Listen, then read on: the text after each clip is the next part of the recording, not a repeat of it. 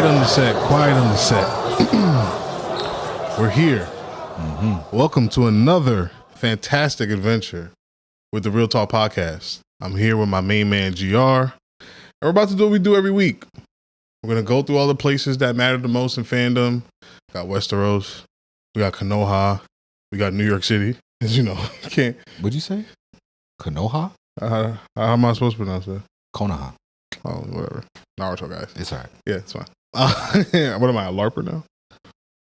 Yeah, I think I am. Low key, that's a LARPing, but you got it. It's all right. But anyways, we're here. Round of applause for us. But before we start the show, I want to apologize to the cast and crew. It was brought to my attention that we've been telling people to vote, and the polls aren't there. So, listen, I'm not a social media guy. We are gonna speak to our social media guy and the cast and crew. And if you're out there and you're a social media specialist and want to, partake and enhance our show, we take all comers. That's how we do here. I don't know who our social media guy is, but I think you should put your hands on him. I will. When I see him, when I catch him, when I find him. But yeah, we're here. Real Talk Podcast. GR, how's it going, brother? I'm good, but I want to start off by asking you, how was your weekend? How have you been? What's going on in your life? Let's talk about it. I'm good. I'm spread a little thin. Yeah, a little tired, but it's in all the greats are, man. It's all good, man. I'm really looking into this this software that I need to buy to start my directing journey. Yeah. What do you need software for directing? I don't think that's a requirement, honestly. So wait, what's the software, by the way? If you mind. It's a bunch of them, and I don't want to give out my sauce yet. Okay. There's a bunch of them. Now a couple of them are more like for like which ChatGPT or one of these probably do well too, but like organizing scripts. Okay. Because I have to write as well. I don't have to, but I want to write as well. Yeah. So looking into stuff like that, doing a lot of research on cameras and stuff like that. Because I'm probably gonna have to be the camera operator. But you actually told me that. Yeah, I went to school for that. You are. I didn't know. This is all right, man. This is what podcasting. But also, you don't have to purchase one. You can like rent from like was it B&H? B&H, yeah, in the city. You can rent. It's a little bit cheaper and makes more sense because these cameras get updated so fast. Yeah. You'd be out of the loop real quick. I remember I bought a DSLR camera, and within like a couple months, it was like old, obsolete. So, yeah, just a suggestion. But what else is going on? And nothing much I can really think about. You know something I don't? No, I'm just asking. I'm interested. I feel like I've looked back and I'm like, you know what? Let's get into the man AG's mind. Okay. You haven't done enough of that. Thank you. I'll be more entertaining next time. No, it's not about entertainment. It's just I haven't done my due diligence. See how you're doing. Okay. I'm serious. I'm with you. All right. I'm with you. All right. Now it's your turn. What's going on with me? Yeah. I have this person who's newly entered my life and has really been pushing me to truly get back on my writing the way I used to. And it's one of those things in life where, life just kind of comes at you fast and you don't have time. So, and like you said, being spread thin. 2 jobs, potting, ministry work, fitness journey, all these things, take a piece of you away. But, at the end of the day, like I said, the greats are spread thin. That's a part of the journey. So I just got to get back on the horse and finish this specific project that I've had in the works for a while now. Okay. Other than that, everything was good. Okay. That's good. Yeah. No, you're good. You're doing good. All right. Where we headed to first? I just always like the smell of Westeros. It stinks in Westeros. Let's start with you first. What do you think about this new episode? Okay. Well, episode 2, season 3. Yeah. Last thing we saw was Jace get mowed down. And they made us kind of relive it. So insignificant dragon. All dragons are significant. They're magical creatures. No, they not. Dragons are very cat-like. What's his dragon's name? Vermax. Guess that. You guessed? Guessed it. All right. Yeah, exactly. Is that his? It is. What is Damon's dragon's name? The Bloodworm. You know his moniker, which is dope. Tyraxis, I think. Caraxes. There we go. I just call him the Bloodworm. What's Aemon's dragon's name? Oh, Vagar. All right. That's not really his dragon. What's Rhaenyra's dragon's name? Calyrex. Cyrax. Just guessing. All right. Another insignificant dragon in my book. Gotta stop. What is that? The bastard's. What's his name? Ulf, Not the one who has the skinny dragon. the other guy. Come on, that dude. Big guy. Yeah, what's his dragon's name? Vermithor. You see how you know their names? Big dragon. Significance. It's not significant. What is Baela's dragon's name? Moon Dancer. You see how you know? You want That's to know my daughter's dragon, though. Because she can fly and she's fast. That's that dragon moves. Yeah. All right, my point, I'm just saying. I think all dragons are significant. Veramax got... What is Jace's little brother's dragon? Aramax or something like that. They both got Max. Flaxseed. I think. What was this? I don't know. It was Arax or some shit like that. It began with an A. I'm trying to remember because I remember him. Yeah, but anyway, sorry. Yeah. What were your thoughts on this episode? Okay, so first I want to take us through the episode a little bit. So we start right at the end of the battle, the gullet. We see Jace's body floating. Then we see other dragons show up. Yes. And that's Ulf.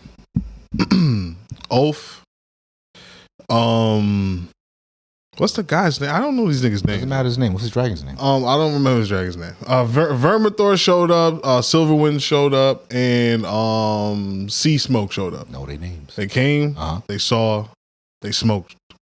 They ended the battle pretty much. Yeah. And then we got Jace's body. Baela. It doesn't show us how she acquired the body, but I think she was the one that found it. They brought him back to Dragonstone.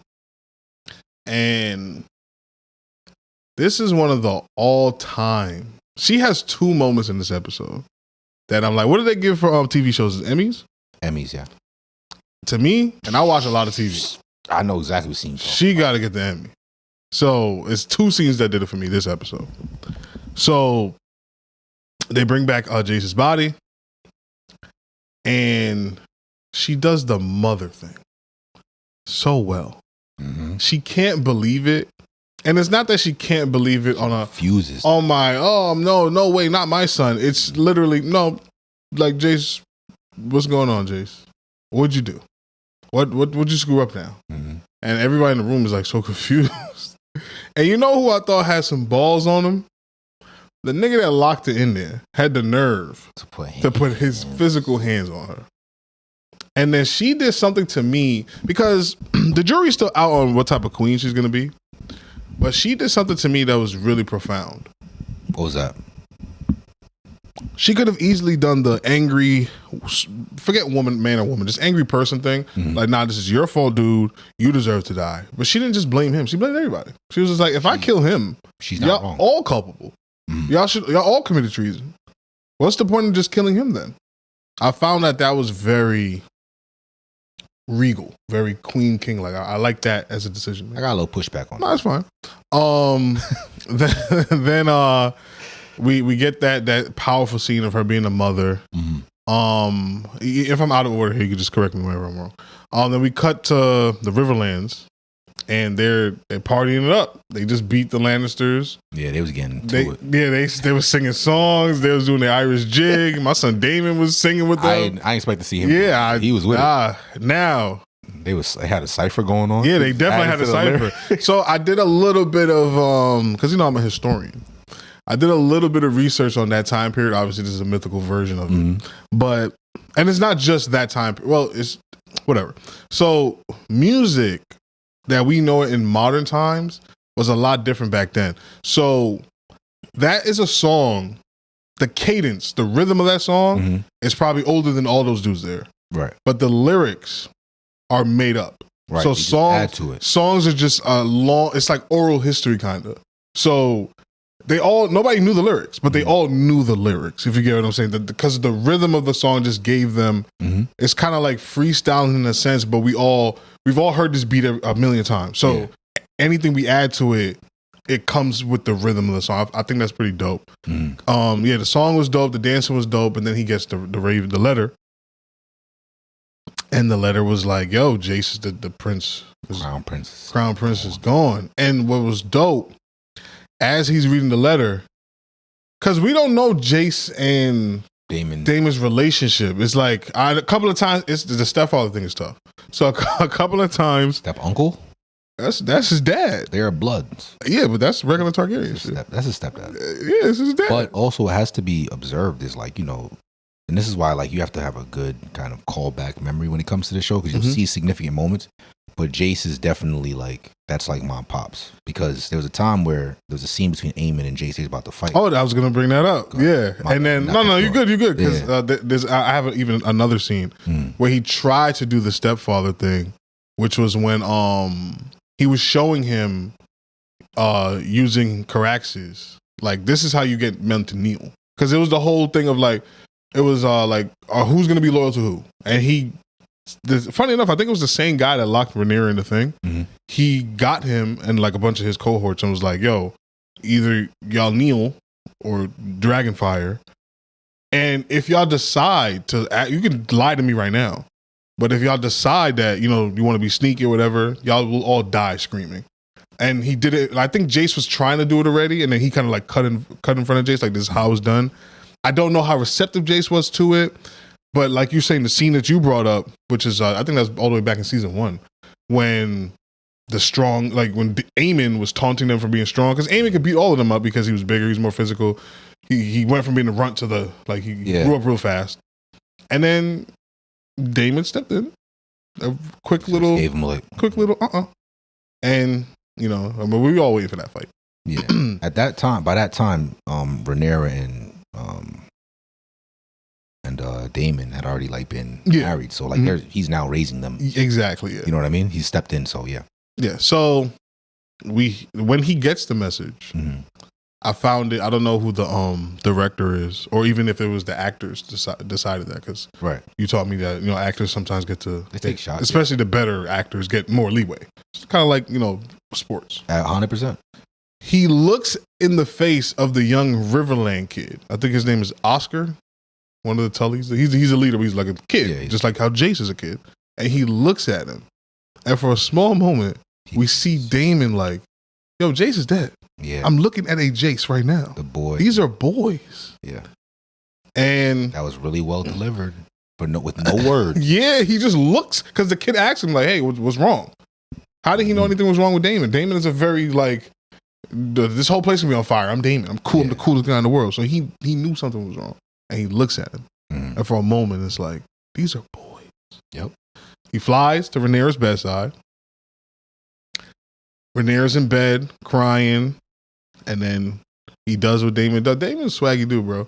He hits her with the prophecy in Old Valyrian, or whatever their language is. With the, I seen the future. So, girl with the dragons at the breast. I seen her. Why he had to mention that part, though? Because he said that. Yeah, well, why he had to mention that? Like, he might like what he said. He's grieved. He's like, bro. Yeah, he's crazy for that. But yeah, he hits her with that. He also soothes her with the reality of, don't let the deaths go in vain. That was one of my favorite points. Because it was like, and I'm sorry to cut you off. No, go ahead. And I'm going to tie it into like other things real quick. But like, it was one of those moments where she's a mother, she's a woman, she's very emotional. She just lost her son, a second time losing a son, right? And she just like, I don't got the stomach for it. This is where the importance of what Daemon is. Yes. I have to be a rudder. I have to balance out this emotion. You want to lay here and cry, but at the same time, and she said it, the line, she delivered it great. I felt whoever wrote it fired. These two boys who used to pull at my skirt, they're gone. This is the price for this throne of swords. He's like, listen, don't let it be in vain. He had the perfect counter. 100%. A lesser man would have like, oh shit, what do I say? Yeah, what do I say to that? Daemon was like, don't let it be in vain. He had it. And that's what it took. Like, exactly. If they're going to be dead, what you want to do, sit here and lay here and let it be? No, go get that throne. Yep. You know what I mean? I love that scene. And also, I just got to say, there's a cut between that scene and a scene prior, and it goes to show you the levels of acting. Oh yeah, I definitely missed the scene, but yeah. No, it's not a big scene, but it's just enough, and it does give it context. But him and Rhaenyra's acting abilities, bar none, they're the top two. Yeah, easily. But also talent. I mean, the way they work together. Actually, I got to give chemistry. Corlys his flowers as well. Not just because he's a brother, but he actually has a very good regal. Like he plays his character. No, he plays like there's no other sea snake ever. Yeah, like he killed it. But those two in that scene, phenomenal. They play off each other well. The reason why I say that, I could see the stark difference because a scene prior, before he entered her chamber, he was talking to the prostitute who now is Rhaenyra's lover slash yeah. counselor, who's very sneaky. Who was Damon's joint first? To me, she's just a whatever. You can say what you want. Nah, you a pass around to this day. But they did their scene, and there's a dryness to it. I could look because he's looking at her from the corner of his eye. You can see he's trying to create the juices in that scene, but maybe that's her acting choice. But everything it felt like when someone does a table read. Okay. Like when people just read the lines from her point of view. You know, it felt like a rehearsal more than what would need to be. But anyway, back to your point. Great. He had a great counter, and I just loved when those two on the screen together, it is magnetic. Yeah. So before that, because I skipped the scene, thank you for reminding me. He actually has an interaction with Ulf and the other guy. I think his name is Hugh. Yeah, Hugh Hammer. Yeah, Hugh Hammer and Ulf the Dolph.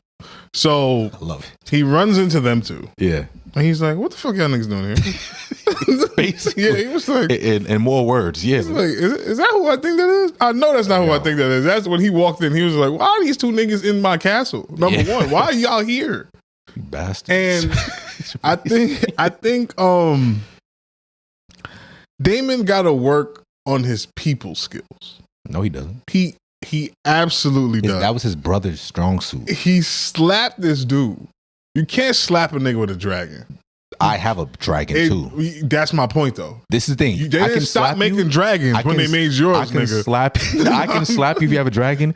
If I have a dragon, and if we meet in combat and 1-on-1, I could beat you. Nigga. I got a gun. You got a gun. You cannot slap. You wildin'. You cannot slap. I got more bullets, but you can't. And I'm more accurate. I still got a gun though. That dude deserved a slap. He was talking way too. He was, but like babbling. You gotta chill. You notice he didn't slap Hugh though. No, I know. Hugh wasn't talking a lot. Yeah, Hugh understands. And Hugh got a bigger dragon than Damon does. Vermithor is the second biggest now. Yeah, but Caraxes is actually not. Vermithor has some battle skills. Yeah, exactly. It's just that the rider thing. Like we don't really.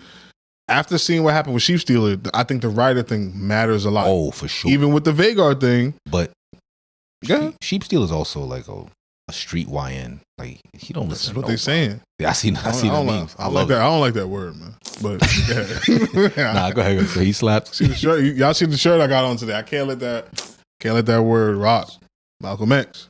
He wouldn't like that word. Stealer. Go ahead, say it. Is a wild street boy. He's like, he looked at her and said, I know what you're trying to do. I'm gonna get some food first, and then maybe we could do what you want to do. Ran up in. I hate to go over episode 1 again. He went in there and was like, "Oh, he's burning everything." No, we're not burning everything.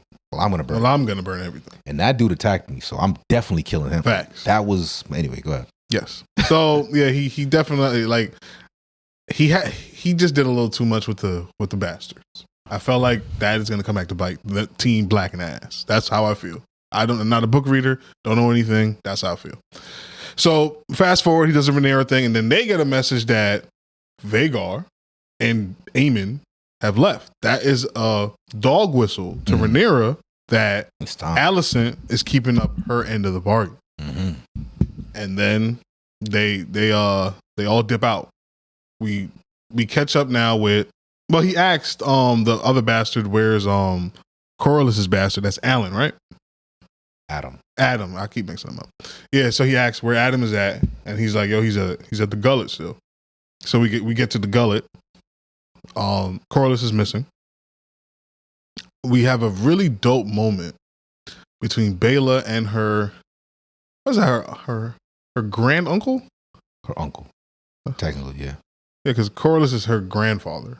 Grandsire. Yeah, grandsire. I think we should start using some of these terms. Yeah, grandsire is way better than granddad or grandfather. So we're gonna bring that back. Yeah. Grandsire. Yeah. So they have a really good moment where Alan, this is Alan, is basically expressing how he doesn't know how to make of this Corlys situation, and he loves his father. She basically breaks it down to him like, dog,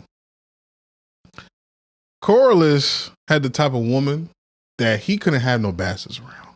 He loved y'all, but my grandmother was who she is. I'm not saying you're wrong. I just don't think that's what she was saying. That's how I interpret it. All right, cool. Now that, she's gone out the picture, he can give you the love because it's not disrespectful to her. He never wants to disrespect her. And I think that's what she was trying to convey. And then they have that moment, and he kind of like warms up. Now they all in a race to find Corlys, and it's my man on the Adam. He's flying around, and I think he spots him, right? He finds him basically. Yeah, because you see his body in it. Yeah, and we get Corlys back. They're all on the beach. Yo, the shot is immaculate. I might have that painted in my crib. I need that on the shirt. I need that somewhere. So that was some black excellence. Yeah, it was definitely some super black excellence. And that was some black excellence. I have an argument with and I want to get him on the pod with my cousin about. I don't want to speak for him, and especially this is going to sound very like disparaging, but he doesn't believe, and he's going to be able to correct me if I misquote him, that representation matters. He thinks it doesn't matter? He doesn't think it matters. I think that scene was the perfect example of why representation matters. 100%. Because when you're young kids shouldn't be watching the show to begin with, but when you're a younger adult and you're still figuring out your way in this world, or even the younger kids, like when you're 15, 16, and the only representation we have in media is thugs, gangbangers, crackheads, prostitutes. Wars, yeah. It's a psychological thing. Permeates in your subconscious. Yeah, this is and even if you understand that this is acting, when you go out to do your roles, I'm only gonna audition for the thug. I'm not gonna think I can audition for the guy that has the most money and the best fleets. Right. You know what I'm saying? I'm not gonna audition for the Dragon Rider. Oh man, this story of Valerians and Targaryens. I can't be a Valerian. I can't be a Targaryen. Right. I can only be the guy that scrubs the bottom of the ship, or the guy that's selling prostitutes and Essos. I can't be one of the main characters. And that just shows like it didn't break immersion, because first of all, from the season 1, they did a really good job of showing that a lot of people don't know that the Targaryens are not even that dope in Valyria. They're not the only family. Yeah, the Valerians are the oldest. The Valerians are them. After you done, I got something. you see what I'm saying? You can go ahead right now. Well, the biggest thing too is if you don't have real historical context, this is something we've been talking about lately a lot too, is like you don't know that black people have been in those times, in those positions of wealth. Yes, absolutely. And because you don't know that, if you only go based on what you see on TV and there's no representation, you can't even fathom it. So exactly. When someone shares that information with you, or you see something that might be in a historical book, you're like, my mind can't even like fathom that. Yeah, like people will fight you on it. I remember there was an old show called Mystic Knights. Oh yeah, you an old nigga, because I never even heard of this. Yeah, wow. It used to come on after Power Rangers or whatever. You see, I was already in school or sleeping by the time that shit came on. But go ahead, Mystic Knights. Mystic Knights, and it was the same kind of time frame. Like it was knights, their powers, medieval shit. Yeah, and they would get this armor, and it was sick. So 2 things I noticed in that show. First of all, it was all white people, but then there was one black dude there, and he was royalty. Okay, he was a prince from another land or whatever. And I think it was this, Braxton from the Jamie Foxx show? Yes. He played that character. Okay. Which is interesting. Also, what I noticed that they gave him blue and gold as his colors, which is the same theme they gave the Valerian. Okay. So this is a running theme when they put you in the blue in certain colors. But the point is that we've seen this throughout film. They sprinkle it. They always show you like, yo, we're going to throw a random black person in. You're like, what are they doing here? Yeah. If you're ignorant, you're going to think that. But they are showing you. And that scene on the beach, or just the Valerians in general, like one of my favorite scenes is when his children, his wife walk into the throne room and they have the music playing. I'm like, that is fire, although, he's with his white wife, whatever. But just to see a black man in that position opens your mind in different ways. It matters. It does matter. That's the point. 100%. That's why I think representation matters. Yes. But people, and my boy, he's my cousin. He's obviously a black man. Yeah. He's like, you should just be great regardless. But I'll let him break it down however he wants to. He's not here to defend his point. Right. So, but let's move on. Yeah. Yeah. So beautiful album cover art on the beach, and he's looking at what's his place called? The Driftwood. Yeah, he's looking at Driftmark. And it's like up in flames, and then his wealth, man, that was tough. And then he's basically like saying, like, I don't really have nothing to give you. And Alan, I keep mixing these up. Alan, I think it is. Alan is like, I just need the name. Well, he said I have nothing to give you except for my name. He's like, that's more than a wealth. Exactly. I was like, beautiful. You want the money though. I mean, you can always build that back up. What? Yeah, you can build his fleet is dusted. I believe in him. I believe in him too, but if we're going based on the future, there's no Valerian. Well, that's true. Yeah. So that sucks. That scene was great. Got the super black We got 2 dragons. You know what I thought of in that scene too? And I don't know. I didn't read the books. I don't know what's happening or what's going to happen. I don't know why it didn't dawn on them right there to be like, why don't we just get the fuck up out of here? And create our own bloodline. We can do our own thing here. Well, the main problem is Baela's father is Daemon. Okay. That's the X factor here with that family because they do have a dragon, Sea Smoke, and they do have Moon Dancer. Yeah. The problem is Daemon is her father. She's not going to run out on that. That's the one connection that kind of ties her to this whole thing. Fair enough. And then she has a sister too that she can't leave. You get into. We're about to get to that. I think that might be the next scene. I believe. I don't remember. I'm all out of order. Doesn't matter. We're gonna get through it. Yeah. So thank you for bringing up Rhaena. So Rhaena now she goes to the Vale, where she was supposed to be stationed. She's supposed to be there. It's actually a very smart tactic on her part. She goes to the Vale and she's basically like, "Hey, the Queen promised you dragon.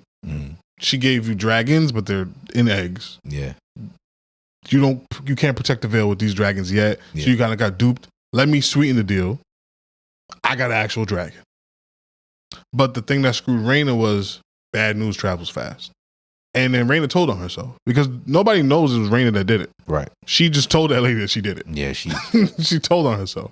So integrity would get you destroyed. Yeah, exactly. So if maybe we should have went there on a different, but she was all tattered. She was like, she just killed her sister's husband. Like it was a whole thing. Well, she didn't physically kill him, but she caused his death. He caused it. It was a lot going on for her, so I can understand why she was a little razzled.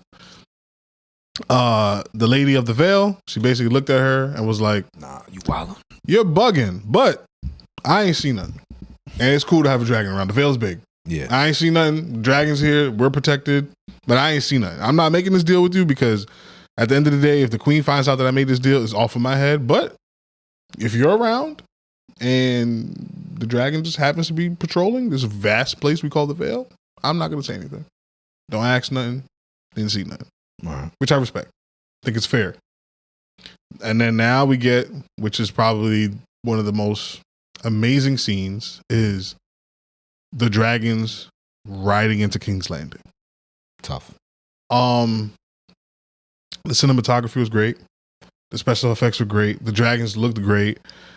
I think the degree of difficulty that this show gives itself, and it doesn't get enough credit for it, is that all the dragons have to do is look bad once, and it breaks immersion. Yeah. And that has never happened. Oh, you got to pay the money. Get these graphic artists their money. It's amazing work. It's amazing work.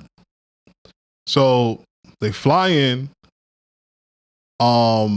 Before they physically get there, though, we get a scene of Alicent like getting this all together. So Alicent, Game of Thrones has to have comedy. Yeah. So she walks into the barracks of the All Lives Matter crew, and they, it's like a police station kind of place, so they all butt ass. She runs into the leader. Well, she demands him, I guess. He shows up.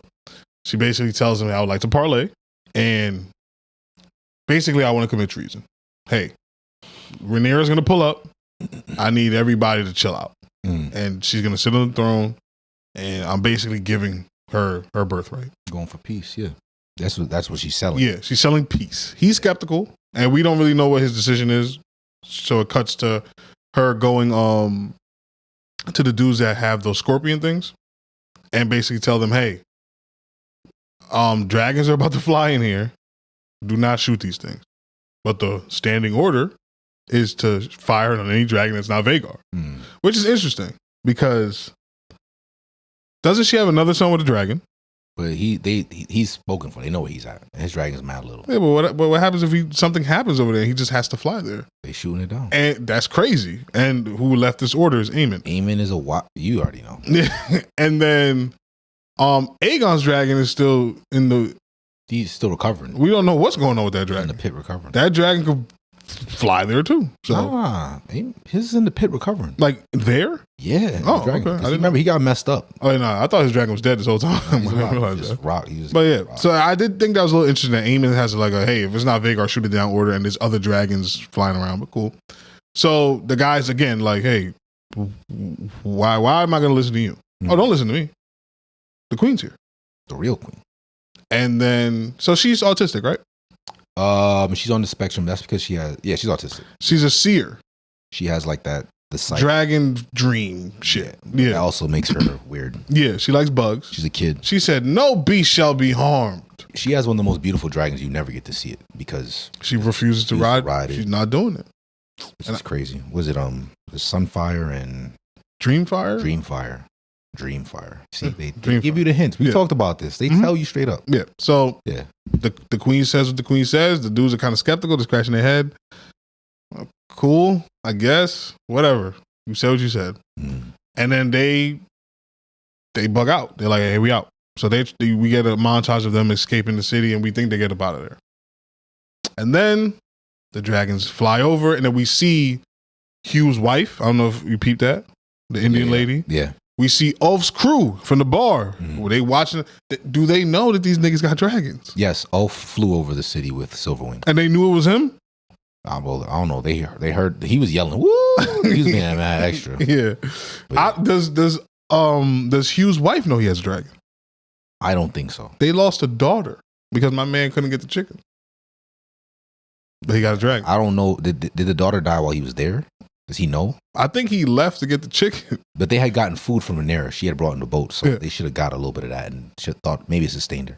Yeah. Or he thinks. Pretty sure she's dead. I think when he finds out she's dead, that's where things get hairy. Okay. With the bastards. Yeah, I think they're foreshadowing that. Damon slapping niggas is not a good look. So we see the regular folk. What you gonna do if Damon slap you though? If I got a dragon? What you gonna do? Okay, I'll be right back. No. Go get your dragon. I'm gonna slap him back. and then I'm running to my dragon. You seen what he did to Corliss's brother? That's not that nigga. He's gonna pull out Dark Sister. Gone that's already. his sword. I'm gone already. He got slapped. He got slapped. And he gonna run out? No. You think Dame's gonna let you just run out? I'm gonna slap him. It's not you. Yeah. It's not a job. I'm off. He's gonna be so shocked that I even slapped him. He's gonna be like, "What's that smell? Like, what was on your hands, nigga, when you slapped me?" By the time he's figuring all of that out, I'm on my dragon. All right. And if I die, I die. We bang it out. I think you wild. We'll bang it out. I think you wild. We will bang it out. I'm not so saying you getting slapped. Listen, now this is different. I'm asking you a question. Damon's not gonna slap me. Oh yeah, because I'm naturally not gonna be talking about my mouth like that. One, but also, let's say I'm the one he does slap. Yeah, it's gonna be one of those. I'm gonna look at him. He's gonna know I'm gonna have a problem with this guy later. Okay. This is not the time. Sometimes you gotta control it. I'm sorry. I'm gonna get you. It was niggas around, bro. It was niggas sweeping in the back. I'm gonna be on some aiming joint. Or we go in a battle. We killing people. All of a sudden, fire. That's a much better strategy. Yeah, I'm just saying. I'm crashing. I'm sorry. You're not gonna slap me like that in front of my homie. I'm slapping him back. He's gonna be like, "Yo, what was?" And then I'm on my dragon. I'll die, but fuck it. It's fine. Right. Yeah. Caraxes is tearing. Yeah, he's definitely gonna kill me, but it's fine. All right. The Legend of Oath. The nigga that slapped Damon. Slap Damon. Yeah. All right. That's the Legend of Oath, man. All right. But yeah, so where was I? Oh yeah, so they finally arrive at Queen's Landing. Queen's Landing, funny enough. And name of the episode. We get a beautiful shot of Rhaenyra's dragon on a perch.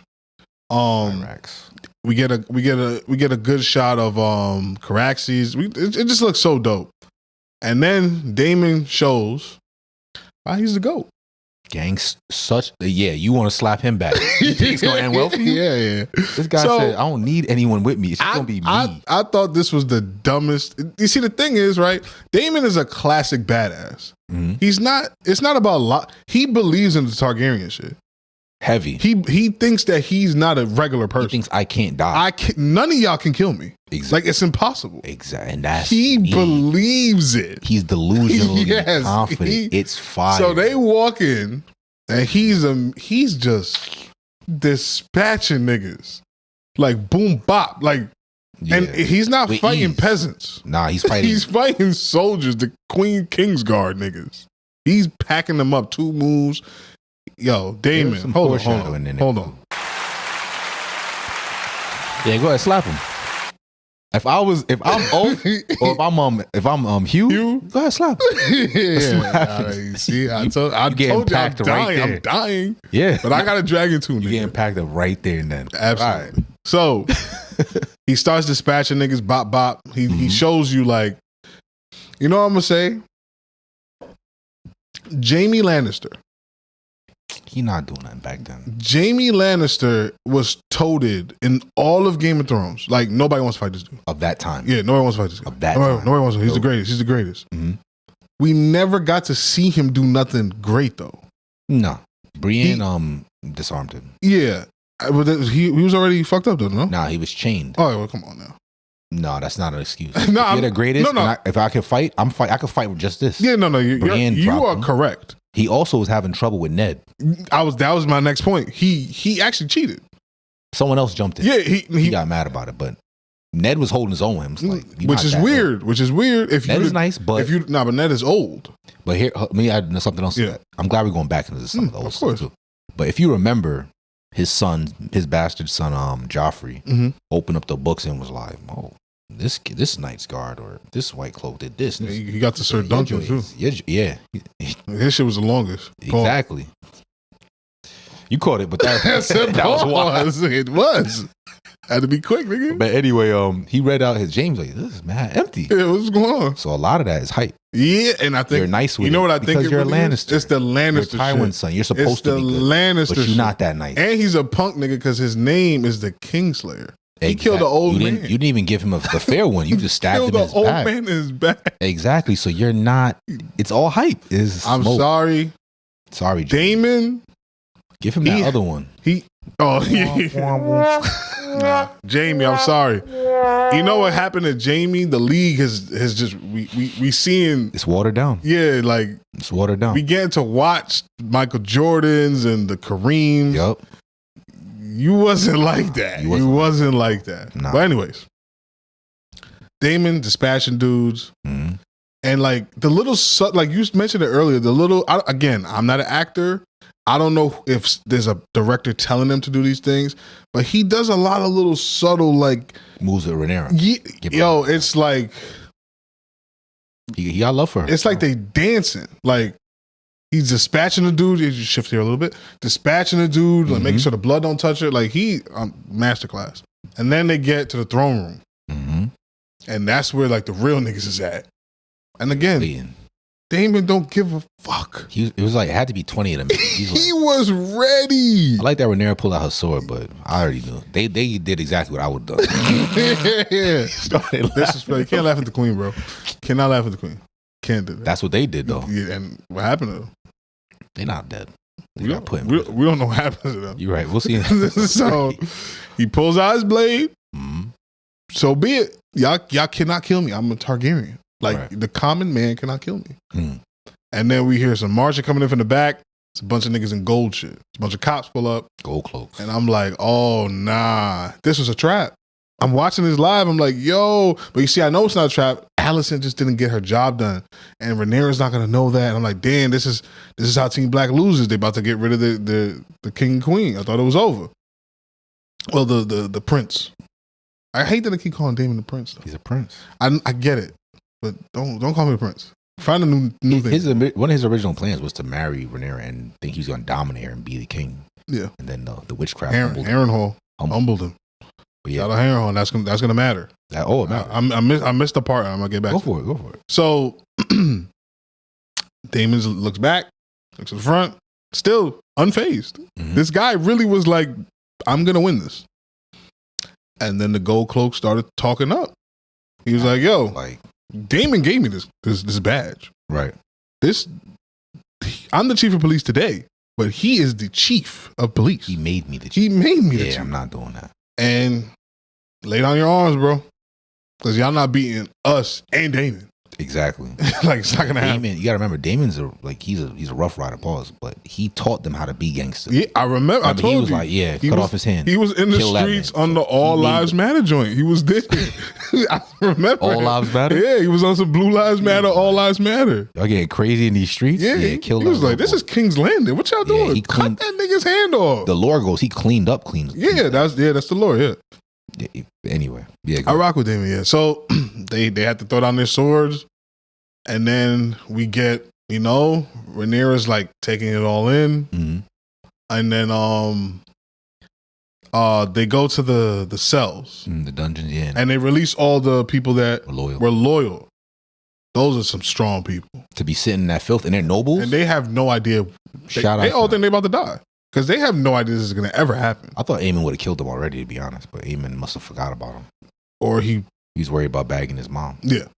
So they come out. There's a whole like court now, kind of in session, kind of thing, and then some old dusty dude from like the deepest part is like, "Yo, Larry, Strong, left you something." And we see Damon go to that something, and he lets out a cack. I don't even think he was acting.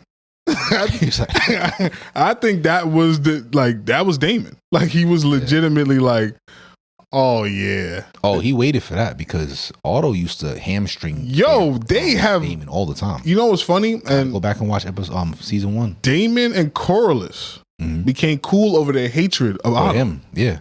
Otto has always been, mind you. Otto is why they're in this situation. Damon's brother was the king. Jaehaerys, yeah. And Otto was his man's. And he, every time he could, he was disrespectful to Damon. Yep. He was always putting his thumb on the scale for like, yo, you got to get Damon out of here. He's going to ruin your legacy as a king. Your brother's crazy. Your brother is a nut. Married his daughter to the king. He did that. That was one of his biggest plays ever, was having to go talk to him. But yeah. Oh, that was gangster. That was gangster. Questionable, but I understand what he was trying to do. It worked. She was like 14. It worked. Maybe. Yeah. It worked. So we don't know who it is as the audience. What do you mean? We don't know why he's laughing. Yeah. I honestly, God did not. I forgot about him. I thought he was back at his spot. Didn't he get sent back? I'm gonna have to go research because that's what I thought happened. That's what I thought he was this whole time. I thought he went back to his joint. He got banished, right? They were like, I don't need you as a hand anymore. Sir Christian Cole's my hand. Pack that up. Yeah. I didn't know they locked him up. And that's their grandfather. That's why, you know what? I have to go back and look because when I start to talk a little bit, I'm gonna show you like there's some things that are.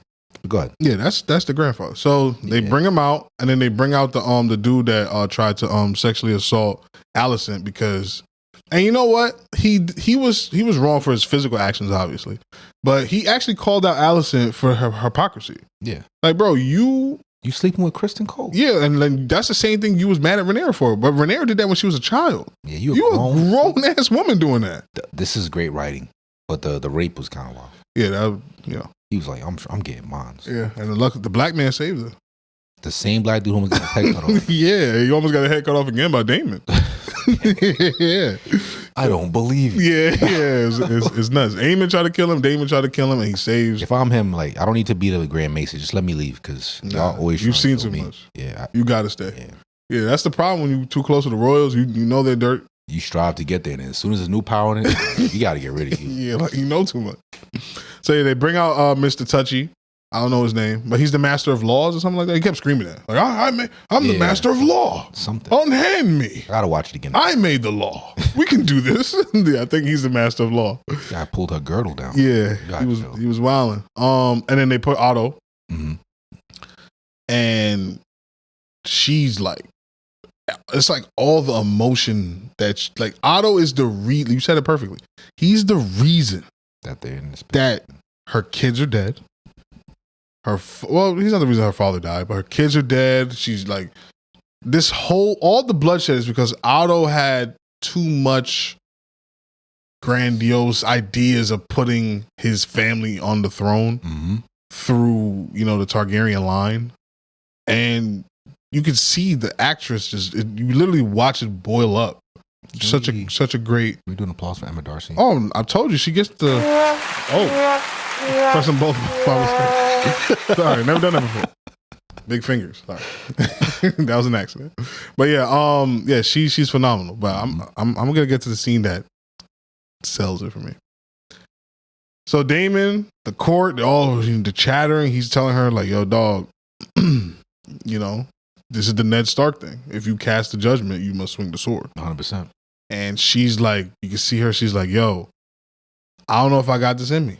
And it's taking a little long. The murmurings start getting louder when things start taking long. Mm-hmm.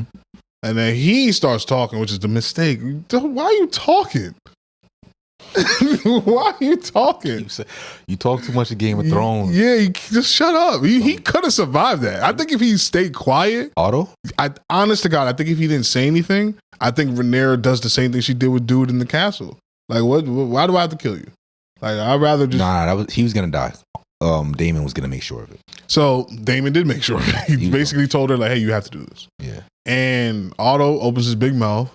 Well, actually, I would prefer if Daemon killed me because she can't swing a sword because she's a woman. That's pretty much what he said. He said, "I want to be hacked to death." Yeah, which is crazy.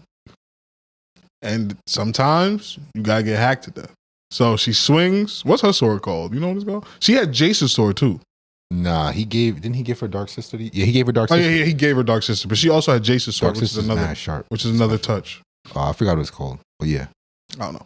So she swings, she hits him in the mid sentence too. She closed her eyes at first. She's hit him in the back. Passion. She hit him in the back, like Mr. Nape.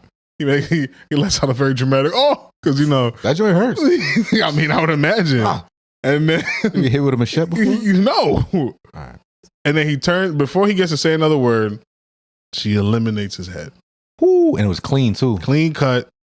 Just a little callback. This is how we know Theon was mask off. Oh yeah, he was hacking dude. He was ODing. He had to kick it off. Yeah, like nah. Theon gave you the clean. I'm a Targaryen, but anyway, took her twice, but she did it clean the second time. Right.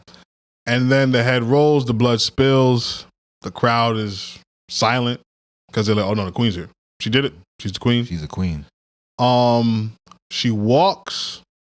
And I was scared. She steps in the blood, and from in the blood is a great cinematography. Phenomenal. It's a mirror image, and that blood doesn't just represent Otto's blood; it represents all the blood, all the blood. The younger blood, yeah, everybody. Oh, beautiful. And then she's like walking very daintily to the throne, and I remembered that the throne, because everything in Game of Thrones has mystical properties. If the throne does not accept you, it will harm you. Right. So my heart is beating now because I'm like, yo, she's gonna get pricked like her dad did. Because remember, he got pricked, and then that's when the festation started, and he ended up dying. The throne technically killed him. 100%. That's when he's poisoned. And I don't know if you peeped this, and I could just be reaching. I felt like she started off very feminine, and by the time she got to the top, she was more. I'm not gonna say masculine, but she was more regal. Like, I belong here. That's kind of like what I got. I saw a darkness kind of hit her. Okay, that's fair. It's like she looked up and she was actually more hunched over in her walk, which I was noticing. I'm like, she's walking very very weird. Not upright. So she sits down, and then to me, this is the scene that sold it for me. She sits down. Alicent and her daughter are captured. They're rushed in. Alicent sees her dead father's head and body. She looks up at Rhaenyra. Rhaenyra goes from sad and unsure to I had to do. That's not what I got from that stare, but I hear you. And what are you gonna do? That part.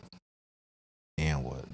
I was like, yo, I gotta hit it properly. Fire. That to me, man, acting is people shit on actors a lot. I know. It's not easy. Because honestly, guys, there's a lot of whack actors. That's fact. Yeah, the pool is massive. But I don't know where they found where they found they, because she's a they. They got a pride parade. They are a they. But that was phenomenal. There was no words. It was all face. And physical. How did you do that? How many times in the mirror did she practice that? She told a story there. Yeah. In a very tight window. That's what I be telling people. Yo. That's how the episode ends. But cats are artists. I'm gonna go back. We gotta do some because something happened with Aemon. And something happened with Daemon. So Aemon, obviously, is going to Harrenhal. And Aemon is a mirror of Daemon. He gets to Harrenhal. Dollar Tree Daemon. No, and this episode showed it to me. Mm-hmm. He gets to Harrenhal, which Daemon did the same thing. He got to Harrenhal. He pulled out his sword. He did the corners thing. He was doing the thing like his sword was a gun. He was turned like, and he gets to the strong. That's the last strong remaining. I didn't remember that. I thought he died. He's a strong. Yeah. Sure. Yeah. That's the strong. Larys was a strong. No, Larys is a strong. The kids' dads is a strong. He killed a bunch of them, but I don't think those are strong. Now they are. That's Harrenhal. That's their home. All right, go ahead. Let me look it up. Look it up. That's their home. I forgot about that. Yeah. So he gets there with Vhagar. Immediately he destroys like a bunch of dudes that's just standing outside because they think they're safe. They got dragons because remember Daemon was just there, and he gets to Harrenhal. And the story about Harrenhal is it's kind of like dragon proof because Balerion, which was the biggest dragon ever, didn't destroy it. Couldn't penetrate. He melted it, like a lot of it, but he didn't destroy it. And he gets there with Vhagar. Beautiful scene of Vhagar just like poking her head in there, killing a bunch of dudes. And then we see Aemon cutting dudes up. It's cool. It's not as efficient as Daemon. It's cool though. But then the scene that really shows you the difference between the two of them, he gets to the room. When Daemon got there, he's like, "What are y'all doing? I'm taking this castle." And they're like, "Sit down, eat with us." And Daemon's like, "I'll sit. I'm not getting poisoned by y'all. I'm not stupid." We see Aemon. He gets there. You pick up a sword. I'm eating. I'm an old man. I'm not picking up a sword. Like, you want to take the blaze? You can take the blaze. Like, you don't got to be violent. Yep. He's like, nah, I need you to pick up a sword. So the guy gets up and he just goes to him like, yo, bro, it's no smoke. Put his hand on him. We chilling, bro. Like, always a mistake. Did too much talking. And then slap him. I'm especially this dude, I'm putting him in a headlock. Popping out that sapphire eye. All right. I'm putting him in that headlock. I'm off. I got a dragon. I'm doing all of that to him specifically. He got a dragon too. Yeah, he got the biggest dragon. But go ahead. All right. So he does a dishonorable thing. Yeah, it was super dishonorable. And he kills the old man. That's the daddy strong. He's done. And then the other boys or men that were standing there finally get their shit together and they start attacking him. Nah, one of them didn't attack him. Oh, the other guy just died? One of them was like, Dad. He just got cut up? Aemon turned around and said, pow. Oh, wow. Well, one guy finally had the stones to stab him. And this is where I think that Aemon and Daemon differ. I don't think none of this happens to Daemon. And then he does the thing that we know ain't. You know what's funny? This is the first time Aemon is ever wearing armor in the whole show. Okay, yeah. He's never worn armor before. I think he's terrified. I think he's scared. Okay. But that armor didn't stop that blade. It's always that small blade you don't see coming. There's spots. Yeah. They got him. Mm-hmm. And then we see him crawling. And then he runs into the Witch of Harrenhal. And he begs her. Mm-hmm. I don't think Daemon begs. Talking about some help me. Yeah, I don't think Daemon does. I think Daemon dies. He's like, cool. So I'll go out. I killed everybody though. I did my job. But yeah, he begs her. She has a look on her face. Mm-hmm. And prior to this whole thing, if we go all the way back, and I'm sorry I'm telling this out of order. I'm doing this all off of memory. I ain't writing nothing down. Right before Daemon leaves to Dragonstone, he has a conversation with the witch. Yeah. She says, yo, give me Harrenhal. Mm. And this is where Daemon's people management comes into. If I'm Daemon, I just lie. That's worse than doing what he did. No, hell no. That's way worse. Hell no. And I'm going to tell you why it's not. He tells her, you're a nobody. You're a commoner. You don't have a name. Yeah. You don't have a title. I'm not giving you Harrenhal. It don't work like that. Mm-hmm. And on top of that, I'm going to just, I can give you money or something. Yeah. And she says, I want this and you're giving me rubies. She said, well, I want bread. You give me rubies. Yeah. Yeah. I want bread. You're giving me rubies. Great line. Poorly delivered in my opinion. But yeah. I'm not really sold on her. But, and he makes the critical mistake of basically telling her, I'm not giving you Harrenhal. We could maybe parlay about something else, but Harrenhal's off the table for you. Mm. After she's begging for it. After she's like, yo, I delivered you the Riverlands. Right. He's just like, you did help. Classic Damon. Thank I think I did most of the work, but you did help. Yeah. But I got shit to attend, and I can't promise you that. I think he should have at least said, "I'll talk to the queen." At least, I'll figure out what I can do. He just told her no, and then he told her why no. And it's just the whole story of Game of Thrones about how the common people are just always overlooked and under the foot of these nobles houses like, and it's gonna come back to bite him in the ass, because I think that if he would have told her at least, "I'll talk to the queen," or "Hey, I got you," he could just hit with "I got you." Right. I think she lets Aemon die right there. I think she might take the dagger and put it back. I think what she's about to do is about to soup this nigga up. And she warned Daemon, "Don't come back here." Right. So she already must have known. She told him, "You're gonna die here." And she told him after he dubbed her, "Don't come back here." That was her final warning to him. So what I think is gonna happen, and Daemon is my favorite character. He might be I'm saying now, he's my favorite character in all Game of Thrones so far. Over Rob? Yeah. He surpassed Rob, because Rob got busy as a tactical guy. Like, he was a great leader of his men. I'm not saying he didn't get busy. With no dragon. He had no dragon, but he had a big ass wolf, bro. He was catching bodies without that wolf. He had a big ass wolf. I love Rob though. Wolf versus dragon, sorry. I love Rob. This is not Rob slander. But I just have more game tape on Daemon at this point. This is true. His work is phenomenal, bro. But you would slap him though. Let's just go back to that. If I was Ulf, wow. I would slap anybody in Game of Thrones. They're not slapping me. All right, that's fine, but you have to be tactical. This is Game of Thrones. I'm not being. I will die. If we're navigating the world of Game of Thrones, me and you, you're gone the first episode. Probably. I'm not making it to at least the second season. Probably. I'm not getting slapped. Yeah, I'm just not doing it, bro. You're not making it through an episode. Yeah, I'm probably not. But remember, I said it's because I have a dragon. Now, if I was Ulf without the dragon, then I gotta get slapped. Oh, it's a dragon or not, bro? Specifically, Daemon. Yes, he's probably the worst character to slap. But that's why it would be so effective. I go down as a legend. You're not going down as a legend. I'm Ulf, the nigga that slapped Daemon. You're gonna be the reason why people never slap. Yeah, but not a legend. Yes, I am. That's not a legend. You heard about the last nigga that slapped him? that's gonna be my legacy. That's the worst. Nah. Yeah, the last nigga. But he slapped him though. Last dude who slapped him, his face got split like Corliss's brothers. He slapped him. Remember that? Yeah, that was a great. You see, I have too much. I'm going to game tape is sick. Yeah. Daemon has this too much game tape. And an ill one liner too. Cut him. I was like, he can keep his tongue. He can keep his tongue. Rob don't got no shit like that. And again, I love Rob. And Rob got his mom's killed. Rob, he did have a good lineup. But anyway, go ahead. Yeah, so the last thing she told Daemon was, "You're gonna die here." And yeah, we watch. I think she's just gonna soup up Aemon. Daemon and Aemon are gonna have their 1v1. Both dragons die in the collision. And I think this is what I want to happen. I think Aemon wins the fight, but he dies. What's probably gonna happen is you all over the place. Aemon wins the fight. What do you mean? You all over the place. Talk to me. You saying Aemon gonna win? Yeah, no, I think what I want to happen is Daemon to win the fight, but I think Aemon wins the fight.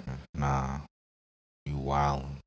How you gonna sit here and say you got a game tape? We don't have a lot of game tape on Aemon, to be honest. No, but he's about to get that supernatural his juice. Game, I don't think he's gonna be no supernatural juice. I think she just revives him. She don't got no supernatural juice. She would have juiced up Daemon then. No, she don't have to. He wasn't fighting nobody. That was the person to do it for, because if she wanted Harrenhal, she would have gave it to him. And the nigga spurned her, so now she about to use her real magic. Before, when he was there for a whole season, yeah, she's supposed to be souping him up. All she did was like basically get his mind right and make him realize what it needs to be. But she can't soup up Aemon. I think she's about to, nigga. Nah, she's about to turn him into the Night King. It's not happening. Yeah, he about to have a laser beam eye. That's how he beats him. Yeah, go ahead. Talk to me. About the whole episode. Yeah. Sorry, that was long-winded. No, that's fine. You covered most of it, honestly. Rest in peace, Jace. Mad Insignificant. Emma Darcy, if you ever get a chance to hear this, you are a phenomenal artist. You did a great. I can't even put into words the amount of times I was waiting for her to put her hands on her son's body, and the like, I can't touch him, was like, that's physical acting. That's peak physical acting. Like that moment, it was just heavy. And then like you said, this guy put his hands on her, was wild, but he's trying to do his duty. And then he even said to her, like, listen, my life is forfeit. And she said before she left to go to Queen's Landing, let him choose how he dies, but he has to die. Was his dragonfire head getting cut off, hung, whatever. But yeah, he's packed up. Again, back to that scene before they go into before Daemon goes into Rhaenyra's chambers. I thought that was one of the weakest scenes in the show. Maybe that's just how she chooses to play that character. But if you watch it again, it's almost like two totally different levels of acting, and it just doesn't hit the way it should. Because given their history, you would think that there's more of a low key sexual tension, but also yo, I'm not playing. You're not gonna step in my spot and be controlling my wife. Yeah, it's almost as if you didn't know the show, that you would never be able to know that they used to do anything. Exactly, like they didn't even know each other. They had a big part in season 1 together. And it's just like, okay, I guess it's this girl coming stepping in. Wasn't he gonna marry her? Am I bugging? He played like he was married. Yeah, because he stole a dragon egg or something like that. Yeah, he was awesome. Like, I'm about to marry a prostitute. Pregnant. I need an egg for my child. Yeah. She's like, yo, you're wilding because they'll kill me if they think I'm pregnant. You know what I'm saying? Like, it was a whole thing. Yeah, I'm pretty sure he was gonna marry that girl. Whatever, but yeah, that scene in the chamber again. I hate to like kind of go into the the more. No, that's your bag. An emotional woman needs a man like that to steady her in those emotional moments. That was such a great dynamic where she's like, I don't have the stomach for it, and he's making her a ruler in that moment. He's like, no, don't let him die in vain. You still have to go and get the throne. I saw the vision from your father. Don't forget why we're even doing this. He wanted you to be on the throne, and it comes through our bloodline. And then later on, when they're actually fighting through the castle, I thought one or two things was gonna happen when the Gold Cloaks showed up. I was like, either they're gonna be loyal to Daemon, because I do remember him, putting together the Gold Cloaks, or either Caraxes is gonna bust through one of these windows and start burning everybody. Okay. And I'm like, they're not gonna do that. So I kind of knew, because again, like, I remembered that he did put them together and he was their leader. So I kind of knew where that was going. But I do like the way they showed the rapport between Daemon and him, because he hugged the captain. And you don't see Daemon do that a lot. Exactly. And that's what I'm like, all right, so this is like brotherhood. Like, I trained you up. I made you him, and you held it down while I was gone. And he was like, nah, he gave me this gold cloak, so I'm loyal to him. And we were waiting for you to come back. I gotta go back and look, because it was a little bit weird that they had Otto Hightower there. I'm like, I'm pretty sure he sent him home. But they did say Larys is the reason why he's there. So maybe Larys intercepted that, because I think Larys plays all sides. Because he said he's about survival and feet. Yeah, so the what? Survival and feet. No, that's what he's about. Yeah, you're right. I think I think he was using him as a bargaining chip. Like, he just had that in his back pocket. In like, case something happens. I got somebody y'all hate more than me. Exactly. Y'all didn't really hate me, because they don't even know what he has done, honestly. Who, Larys? Yeah, they don't know his conniving. The only person who'd be willing to kill Larys are Aemon or Aegon. If he were to roll on Aegon, Aegon's gonna get him killed. And Aemon finding out what he's been doing probably get him killed. I missed the gigantic part of the episode. Thank you for bringing that up, though. Yeah, where they got intercepted. When they got intercepted, what do you think happens there? I think Aegon gets to his goal and begins to regroup. I think that Aegon is going to end up back on the throne at some point. Because yeah. Okay. I think that you want me to tell what I think is gonna happen? Yeah, absolutely. Give me some predictions. I think Hugh is gonna roll on him. Why Hugh? Because he has the biggest dragon, his personality type, and the loss of his daughter, whether he knows about it. If he doesn't know about it, that's gonna be the factor that kind of breaks him.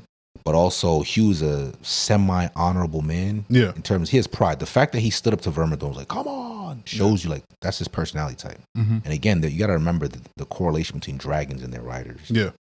Vermithor is mad. Like, he's the Bronze Fury. He don't play like that. So Hugh must have something like that in him. Okay. Or else they would never have signed. They wouldn't have melded. You know what I'm saying? So you think Hugh joins up with Aegon? I think Hugh's on his own. Like, I'm trying to run this myself. Oh, he wants to be king. I think at some point, yeah. If he gets a good amount of game tape where he's putting up 40 on a city, he's gonna be like, my dragon's the biggest. I think I could take Caraxes. I think I could kill Daemon while he's on Caraxes. I think that I could really run this. I'm also a Targaryen. We need to change how these people, like you said, the way they treat the common folk. Yeah, I'm a common folk, but I'm not a common folk. Yeah. I'm a Targaryen from the common folk, and I'd be a better king. I think that's where it goes, especially if he finds out his daughter, who is a common folk, dies. That could be the trigger for him. I think that swings the favor, or takes away the power from the blacks, that makes the greens kind of rise up a little bit, allowing the greens to come over while they have to kill Vermithor and, Hugh. And probably Silverwing too, and all that, and then it becomes a very even playing field. But I think that the Greens end up in power, and the Blacks kind of take a overall L.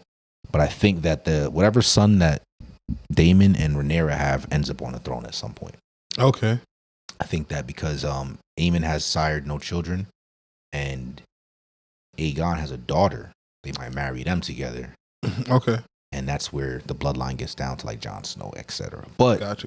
But I think that's what happens. But so you think Aemon loses to Daemon? Yes. So then who kills Daemon? I think it's one of those things where he dies in the process of killing. Yeah, I figured that's what I want to happen. I think that when you look at it, it's like the definitive winner of that. Yeah, I want him to be the winner. I want him to be. I believe he's gonna be the winner. I don't even want him to die. I want him to just like. He is more seasoned, although Aemon does show like combat prowess. Oh no, he's not a slouch. Nah, he be beating up Kristen Cole, and Kristen Cole actually beat Daemon way back when. But that's Daemon back then. Yeah, and that was Daemon at the tournament. Yeah, it was a tournament. Daemon don't really pull punches like. No, I'm not saying he pulls punches, but like he's also like attorney. Nah, he lost. Bro. He did lose. Cole smacked him up. He did. He absolutely lost. Yeah. But you know. But also back. That was I'm gonna jump around a little bit too. Huh? Yeah, that wasn't a fight to the death. Niggas could die in that. Yeah, but niggas don't die in that. Unless someone died in that. Dunkin' Egg. I gotta finish watching that. But yeah. Yeah, back to Harrenhal real quick. You're right. There's a very stark difference, and that's where Aemon has a problem. He does not have the parlaying skills. You talk about Daemon's people skills. Aemon's are completely non-existent. I think he's a sociopath. You walk in there and guys are eating like, yo, you got it. You got it. Hey, listen, I'm an old man. And you stab him while he's talking? Yeah. Slay his other son.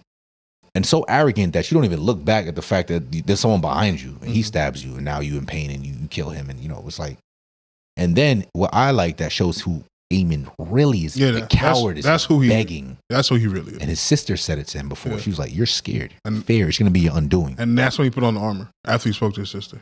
Exactly. That nigga was not wearing armor ever. Ever. Exactly. And she said, oh, I know about you. And that's the interesting part because Daemon isn't a coward. He's not going to beg you, son. Like you said, he's not going to beg. I'm about to get packed up right now. Die. It is what it is. Yo, he went to fight the crab feeder by himself. He did 1-on-1. Everyone's like 1v1. He got shot with some walked out with half of that nigga. Like, yo, Daemon is. That's what I'm saying. He's gonna beat Aemon. Aemon is going to be going into that fight with a reasonable amount of fear of his uncle. Mm-hmm. He knows Aemon's strength. It all comes from Vhagar, which is interesting because I'm like, we talk about the parallel between the characters and their dragon. I'm like, why does he even have Vhagar?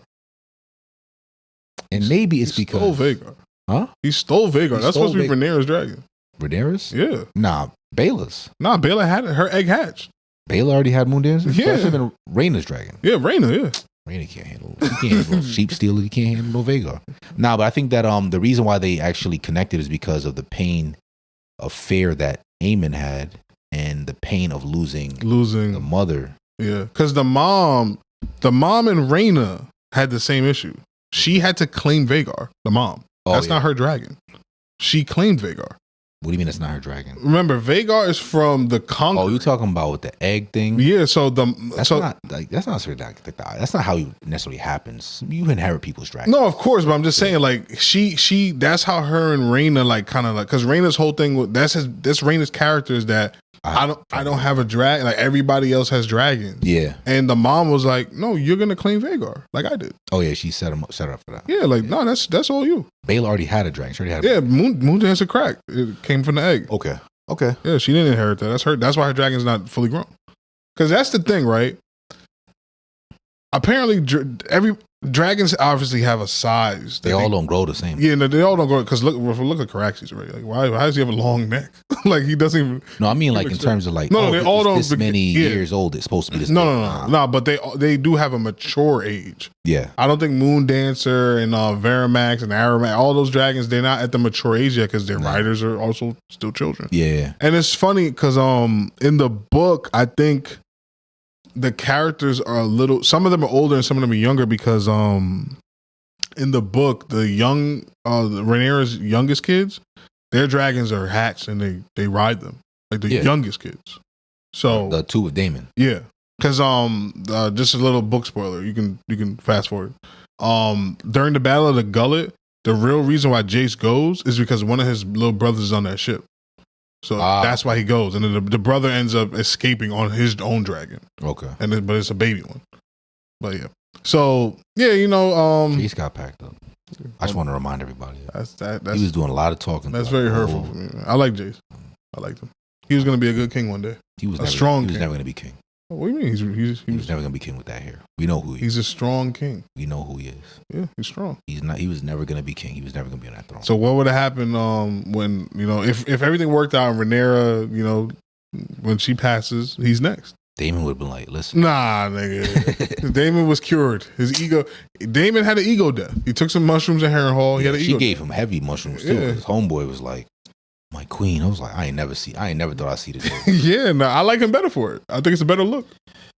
I like this version of Daemon. He's a soldier.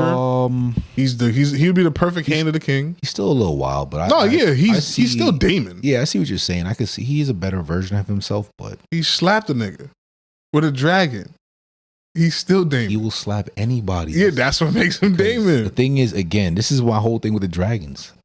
You have a dragon, but if your dragon's not in earshot to help you, who are you? Like Rhaenyra, it's cool that you have a dragon, but without your dragon, yeah, I'm not dude. I'm laughing at you if you pull a sword on me. I'm not dude.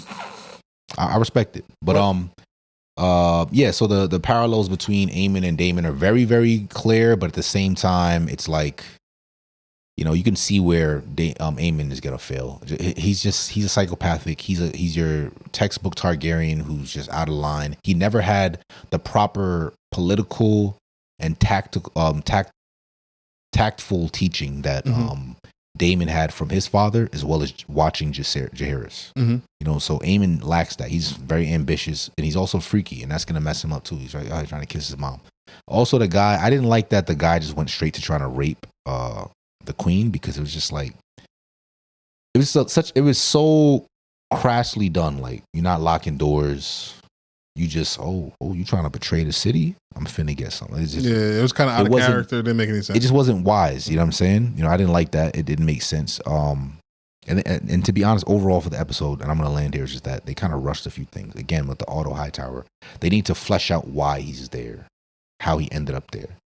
And there was a couple other things that progressed really fast. That's what it was. Alicent was rushing to set this up for Rhaenyra. Yeah. She just run up telling people. Hey, she should have been had this. He's like, isn't that treason? She's like, depends on if you think it's treason. It wasn't tactful at all. I'm like, what are you doing? You just saying. Same thing goes with Rhaena. Like, you just run up. Hey, I smoked those ships. Please help me. Tactfulness. What's going? Is either you guys are all slow, or the writing is being rushed. And I think it's more about that. You're trying to pack a lot into an episode. Mm-hmm. Whereas you could flesh it out a little bit, or even foreshadow in other things. Mm-hmm. Even when she ran up on the guys who control the scorpions, it's just like, yo, when any dragon, don't shoot. Why are we doing that? Oh, well, I'm giving you an order. Well, Aemon said that. Well, I'm the queen. Oh, well, either way, Aemon said, well, here's the other queen. It's just, it reeks of, I'm doing something shady. Yada, yada, yada. Yeah, and the men are looking at you like, yo, what are you talking about right now? This is craziness. I thought the pacing with that was kind of, it could have been done better, but I'm not going to knock the episode. Overall, it was good. And lastly, that last scene where she walks in the blood and just walks up to the throne. I love that y'all conveyed it very clearly. It was beautiful. You see it. It's a callback all the way to Game of Thrones, what it took for Daenerys to eventually get on the throne, the loss of life, the amount of people who had to die for you to get on this throne just shows you. This entire show says, like, in order to get that power, it's going to cost you everything. And she lost, 2 sons now. Otto Hightower's dead, finally. I didn't like that guy, but great actor. But for me, if I was to rate it out of 30, I'm giving this episode, I'll give it a 20. It was good. 29. 29 for you? I think this is better than episode 1. Nah. I think this should have been what makes it better to you? It was more Game of Thrones for me. It had, because Game of Thrones, to me, the beauty in the Game of Thrones is really the dialogue. It's not the fights. The fights are great, of course. We all love action, but it's like the political intrigue, the little we're joking about the Damon slap thing, but I think that's going to matter a lot down the line. I think absolutely. Like the Damon spurning the witch. I think Damon talking Rhaenyra into the queenship. I think those things were just. This is what I fell in love with when I started watching this show. This rendition, or are you talking about Game of Thrones in general? So I like the political dialogue, the scheming. Yeah. So to me, this was like right up there. With, this is the thing for me though, and I understand where you're coming from. But that Game of Thrones time has to be more schemy because there's no dragons. Yeah, of course. You know what I'm saying? It's like back then they were a little more raw because it's like, first of all, you're dealing with Targaryens who historically they are wild. They are used to this. So. Yes. But they're more like, yo, listen, I told you to stop talking. Bow. Yeah. Like imagine what's this guy's name? Robert? Stannis, his brother. Robert. Robert. Yeah, Baratheon slapping somebody for talking too much. It's like, whoa, like I'll get you poisoned. You don't have a dragon that makes me say, let me chill. It's like kind of like what I said. I'm gonna wait, but I'm gonna get you for that. Yeah, you know what I'm saying? Like that's more the tone for that, and they did a masterful job. But this is like if I have a nuclear weapon, like yo, talk crazy to me, I will burn your house to the ground. Simple as that. But I get it. I still give it a 20, maybe 21. 29 for me. I think this was one of them ones. Then when we look back at the whole series, when all the spinoffs and everything is done, this is going to be one of the marquee episodes. If I wanted to put somebody on to this specific rendition, like the House of Dragons, I would probably use this episode. I'm giving you the one where Melees dies. Oh, that's a great episode. That episode, that'll get you to watch the show. Like, yeah, that's a great episode. Speaking of which, this is all her fault that this is happening. She could have killed everyone that day. Yeah, absolutely. She could have easily done. I don't know why. Cars. All right, let's leave Westeros and let's get in. And Westeros stinks, just so you know. I told you, slap. He's gonna wonder what that smell on my hand was. I have your paper, so I just slapped you with that. Yes, sir. All right, let's let's get into some numbers. This movie I've been trying to get GR to watch, Obsession. It's a new horror flick, and it's actually doing so well. It's recently outpaced Sinners in sales for live action original horror. So, to me, this is actually a testament to Sinners. I know a lot of people are gonna look at it like, "Oh no, how can it be a testament to Sinners if Sinners got surpassed?" Sinners had to fight the battle of white supremacy. Like a lot of white people hate that movie. Can we get into that real quick? Like, absolutely. White people, especially in this era, I'm not saying all, obviously. It's all. If the hit dog's gonna holler, but they just hate everything black. It's just annoying, especially when it gets any kind of credit. Now, I'm never gonna sit here and tell you like Sinners is one of the top 10 movies of all time. But for the year, what came out, entertainment wise, acting wise, there's a lot of great acting like we've discussed before. It was a great film, and I think a lot of Caucasian and white people don't like to see themselves depicted as the villain guys. Like, you know why? It's because some of the stuff is historically accurate. Yes, and it calls us back to a time where there are sins that your people have portrayed or perpetrated against our people. It's just like you have to either embrace it, but you fighting and also hating on it just adds to what the movie's talking about. Like they had their own juke joint. They bought it themselves, and you're like, nah, we finna come back and kill all you. Why? What do we do? We played the game correctly. Nah, I gotta smoke you. But you know what I'm saying? Like, it's just it's annoying at a certain point. It's like, why are you still mad? Yep. Like, the new hashtag is leave black people alone. 100%. Could you just do that? Nah, it's not gonna happen. Nah. I do want to give Obsession his flowers, though. That is a really good horror movie on a small budget. We haven't seen something like that since Paranormal Activity. It's really good. I gotta see it. It's really, watch it with a woman. I tell you right now. Why is it gay sexy? No. Okay. This is not to spoil the movie, but Obsession is a mirror. It holds up a mirror to women and how they act sometimes. Ooh, yeah, we're gonna watch that. Watch it with a woman. I bet. And they're gonna be like, I act like that. Yes. Yeah. I think Obsession is really dope. It's a really dope flick. I don't want to. You're right. You think someone's gonna take accountability? But yeah, that's how we act. No. Well, said what I said. Hey, that movie will get it done. All right. All right. So we got a couple of trailers that came out recently. Yes. A lot of dope actors headlining these movies, and I want to start with a man that we haven't seen in a while, Mr. Majors. Oh, I thought you were going with the other guy. No, Mr. Majors. He's in a movie called Run, Hide, Fight, Infidels. Mm-hmm.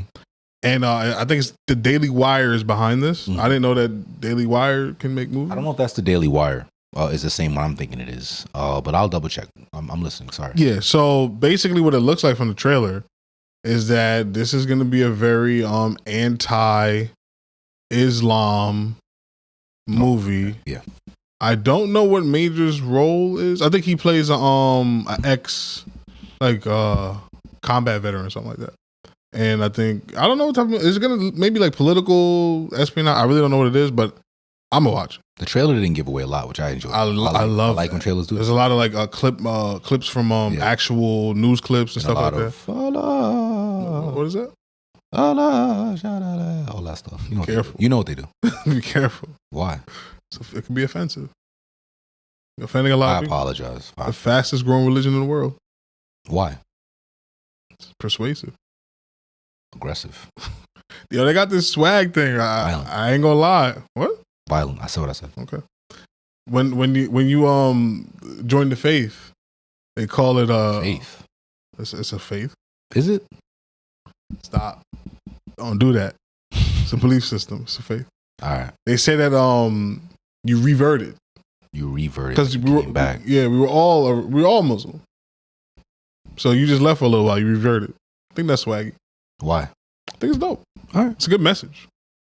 I wish I thought of it first. All right. It's dope. You can't say that? I didn't disagree with you. I don't think it's dope, but okay. To each his own. I just think it's a little. I mean, if I was like, all right, I think it's gonna be a great movie.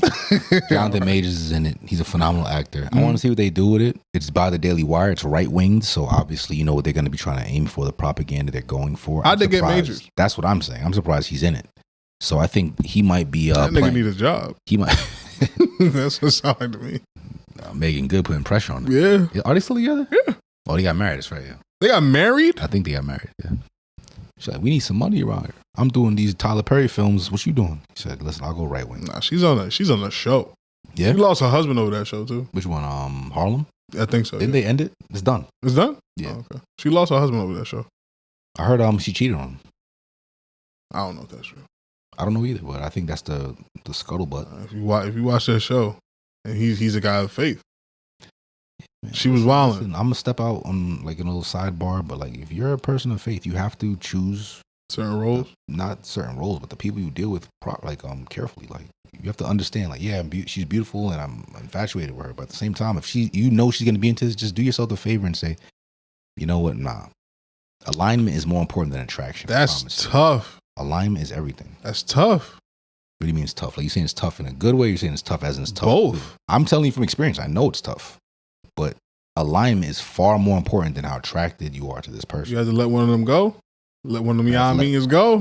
You are. I know you. Samson. You can pretend. Samson should have let Delilah go, but what did he do? He kept her around. He weren't aligned. Shout out Samson. Yes. Shout out Samson. And Delilah got him, but I'm just being real. And the same thing goes for women. Like this dude might not be aligned. Yo, give me a good character in the Bible that's a woman that's not Jesus' mom real fast. Ruth. What she did? Esther. Ruth was she was Naomi's daughter-in-law. Okay. She had lost her. You want to know about this for real? I'm dead at. Would you rather know about Esther? Which one do you want to know about? Whose lore is better? Esther's. Give me Esther. All right. Esther was a Hebrew woman, an Israelite, and the king at the time had a wife named Queen Vashti. Queen Vashti, was feeling herself. He said because back then you'd summon your wife like because she's so beautiful to show her before the prince. Like, look at my beautiful wife, which actually still happens today in a kind of way. But anyway, she was like, nah, I'm good. I'm not coming.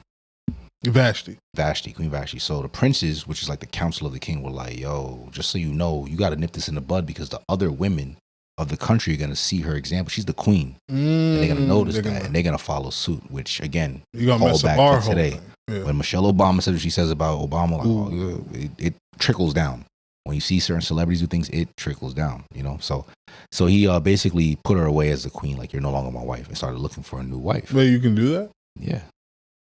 100%. As the king, yeah. Like, well, you're not my wife. No, you just all this, like, out of here. Taking notes. And she can't get remarried after that. But that was a big L on her part. Like, the king is calling you. What was her reason? I guess she was feeling herself. Spirit of Jezebel. Yeah, I guess. It's possible. But anyway, so then he was looking for a wife, and Esther was presented before him as a young virgin, obviously. And he was like a long, you know, they choose a long line, and you get to meet him. And she was beautiful and all that stuff. And she had an uncle named Mordecai. I think it was her uncle. It's a cool name. Mordecai is a very old man's name, but it's tough. Mordecai was like, you know, their people, the Israelites, the Hebrews, were under, you know, that kingdom's rulership at the time, and they weren't treating them very well. Esther now becoming the wife of the king, the queen, she was like, now I'm the queen. She was good. She's chilling. And she's having a good time. And Mordecai went and like reminded her, like, listen, you need to be in the ear of the king about how we're being treated. We're not allowed to worship Yahuwah the way we want to. Mm-hmm. They're trying to force us to worship their gods. And there was a guy named forgetting his name, but he was a descendant of an ancient people that the Hebrews had smoked because they were like anti-God. Okay. And he was just hell bent on, like, you know, destroying the Hebrews because they had smoked his people at one point. And so he was in the ear of the king, like, anyone who's not worshiping you and not worshiping our gods needs to be dead, needs to be killed, yada, yada. And he was targeting Mordecai because Mordecai was like the leader of the people. So eventually Esther, long story short, she did what she was supposed to do and got the king to, like, take care of his people, or take care of her people. I thought you were implying that she killed him. Nah. And ended up, Haman, that was his name, Haman. And ended up getting Haman killed for treason or for trying to, like, you know, manipulate the king. It's always a nigga named Haman. Haman. Pay attention to the niggas. You know another Haman? Nah, but if I did, I'll remember this story. Haman was a hater for sure. Like, he tried to get a whole group of people smoked. But anyway, yeah, Esther's, yeah, she's up there. Shout out Esther. And Mordecai. All right, so we have another trailer, which is Your Mother, featuring Marshala Ali. Marshala Ali. How you feel about it? He's like a black I forget black. He's a assassin who struggled between faith, family. Islam. What, him in the film or him? In the film, I felt a little Islamic. Sure, we can go with that. Fine. We'll see what his faith is. I'm not. Listen, we'll talk about that. That's another podcast. But I like what they're going for. I like to see Mahershala Ali act. He's a phenomenal actor, really greatly, very talented, and also let's also put respect on his name. Academy Award winner, Mahershala Ali. For what movie again? Moonlight. Moonlight, I believe it was. Never watched it. Moonlight. Did you do your research? I did. It's up there with nigger. I told you. Hard ER. I was like, what? Yeah. Now I'm looking at Moon Dancer different. Yeah, any Moon and Black. Moonlight. You gotta. What was that Moonlight movie about? I think it was a little homosexual boy who was having, like, he was going through that whole, like, I don't even know how to, like, really describe it. It was but there was something going on. I never watched it. Yeah, I couldn't watch it. Not that I couldn't. I think I'm mature enough now to watch it. I just never had the desire to watch it. I was like, all right, well, this is it's a coming of age movie for homosexual. Homosexual. It really wasn't for me, so it was like, all right. But he got it done.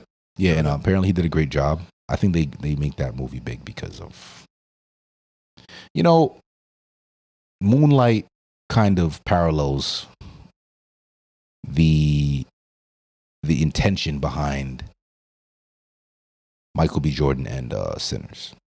Talk to me. Meaning, like, we're trying to exalt this particular actor, and we're also trying to push a message in the film that we're exalting him through.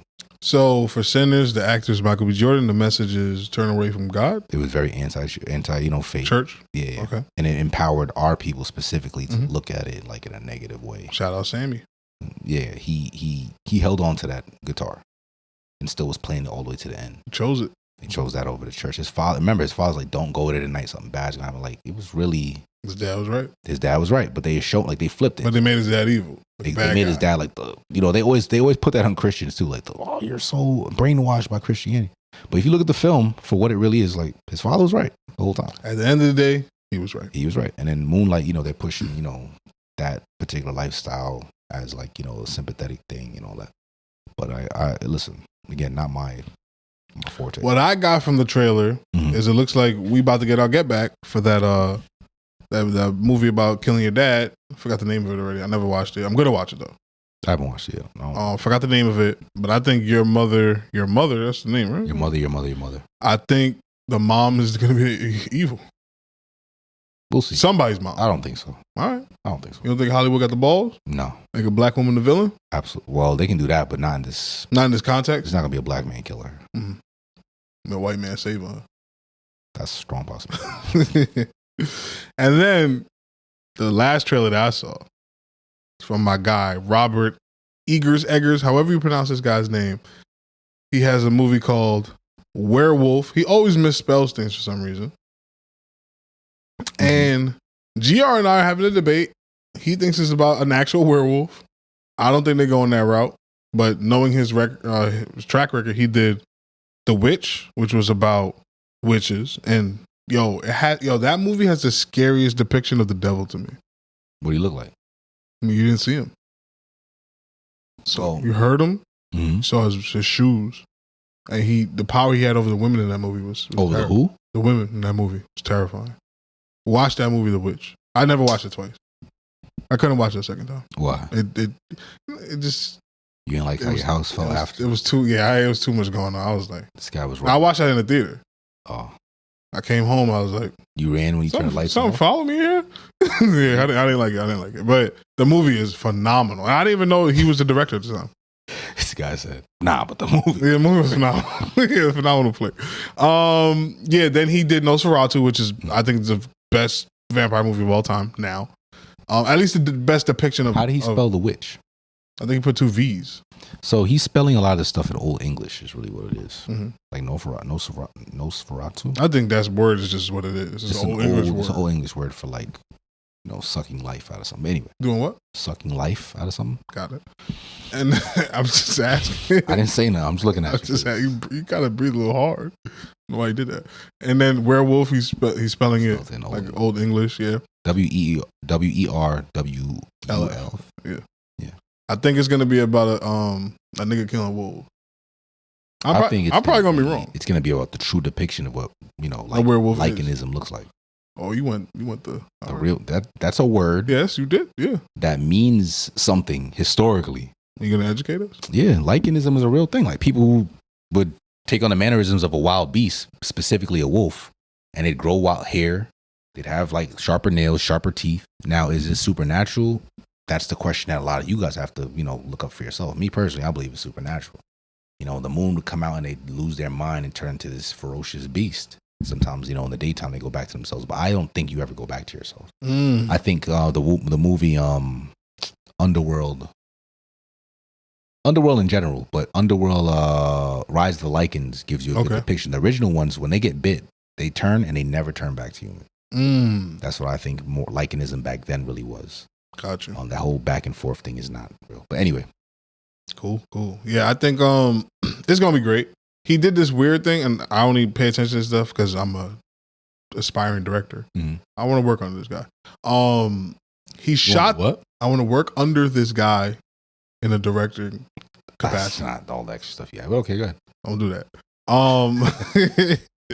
He shot the movie in black and white, and then I don't want to butcher it, but then he put it in color, like put it on a color. I don't know, but he added the color after. Nah, he like put it on color film, some shit like that. Okay, he shot it in black and white, and the movie's not gonna be in black and white. It gives you a certain look, though. It has a crazy look. It's supposed to be, yeah. So I'm trying to get into all of this. It started with the Ryan Coogler, and you had to watch the film at 70 millimeters or whatever. Yeah, and I went to the AMC in the city just to watch it, and it made a big difference. Like when the shot with the cotton field, it took up the whole screen, and then the road is so small.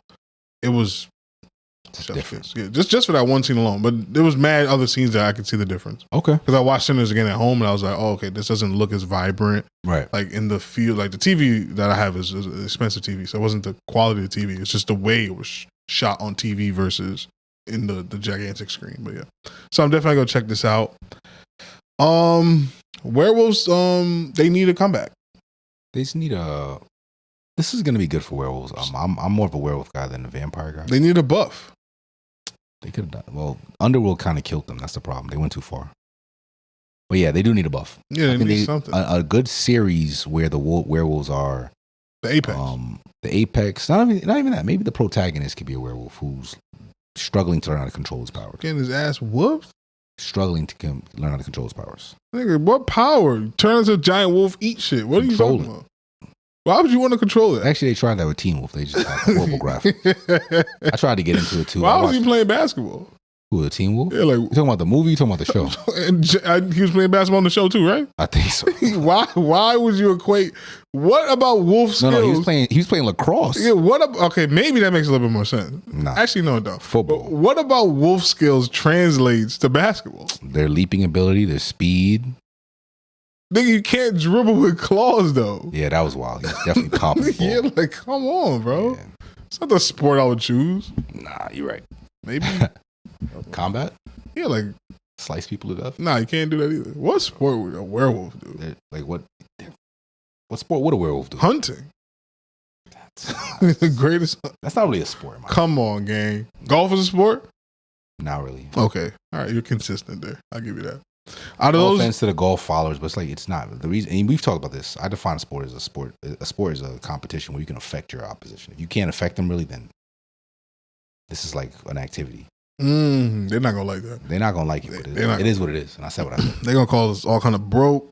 Yeah, they're not gonna like it. Out of those movies, which one are you gonna see first? I'd probably see Your Mother first. The Daily Wire 1 second, and I probably will never watch Werewolf.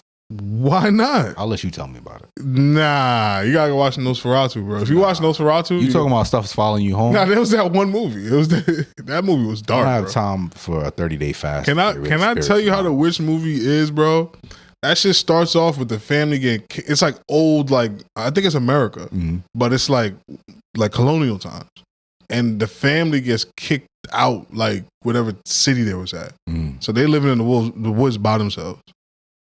And there's a witch in the woods, like that's kidnapping kids and killing. The witch is not even the gangster part. The devil shows up as a goat called Black Phillip, and it's just like affecting everything. It's like just like affecting them, and nobody knows like what's happening. One of the kids gets kidnapped by the actual witch, Hansel and Gretel type. Yeah, and then eventually, you know who's in that movie? Who? She's a beast right now too as an actress. Can't remember her name. It's Anna Taylor. I think it's Anna Taylor-Joy. I think that's her name. What's she in? She's in the Viking movie with she's a beast, bro. She plays magic. She played magic in one of the Marvel movies. Played magic? Yeah, the girl with the sword, the X-Men. Big ass demonic witchcraft. Her name is Magic. I think it's Anna Taylor-Joy. I'm gonna look it up. Go ahead. Yeah, she's the lead in that. All right. Yeah, that movie is dark, dog. I ain't gonna actually don't watch it. Yeah, I'm good on that. But it's a good movie though. It's a good movie. Anna Taylor-Joy. Yeah, pretty sure. All right, let me look this up. All right, we're gonna go into Games Corner real fast. We haven't been into Games Corner in a minute. This actually affects everything, but it starts with Sony. I think physical media is gone. Sony is officially ending physical game disc production for all new PlayStation titles starting in January 2028. Trash. So in 2028 onwards, you cannot buy a disc. This is 2026? Yes. All right, we got some time. That's not a lot of time. It's not. Physical media is gone, bro. You know, you see what happened with I think it was Sony again.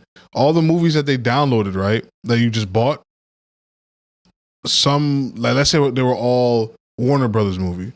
Warner Brothers and Sony, their licensing is done. So all those movies that you bought that they claimed you own forever is just in the cloud or on your console. Can't play them. They lost the license. No refund. That's whack. Physical media is going to be the new thing. I think we got to bring that back. But what they're going to do is they're just going to stop making the players. Yeah, remember, the PlayStation 2 was such an easy thing to get your parents to buy because DVD players were more expensive than the PlayStation. Right. So you told your mom and dad, like, yo, it's a DVD player. Oh, we're using it. Yeah. What plays DVDs? Nothing. But you know why they're going towards like everything being digital? Yeah, because we won't own anything. Not even that. That's a part of it. But they can now edit it.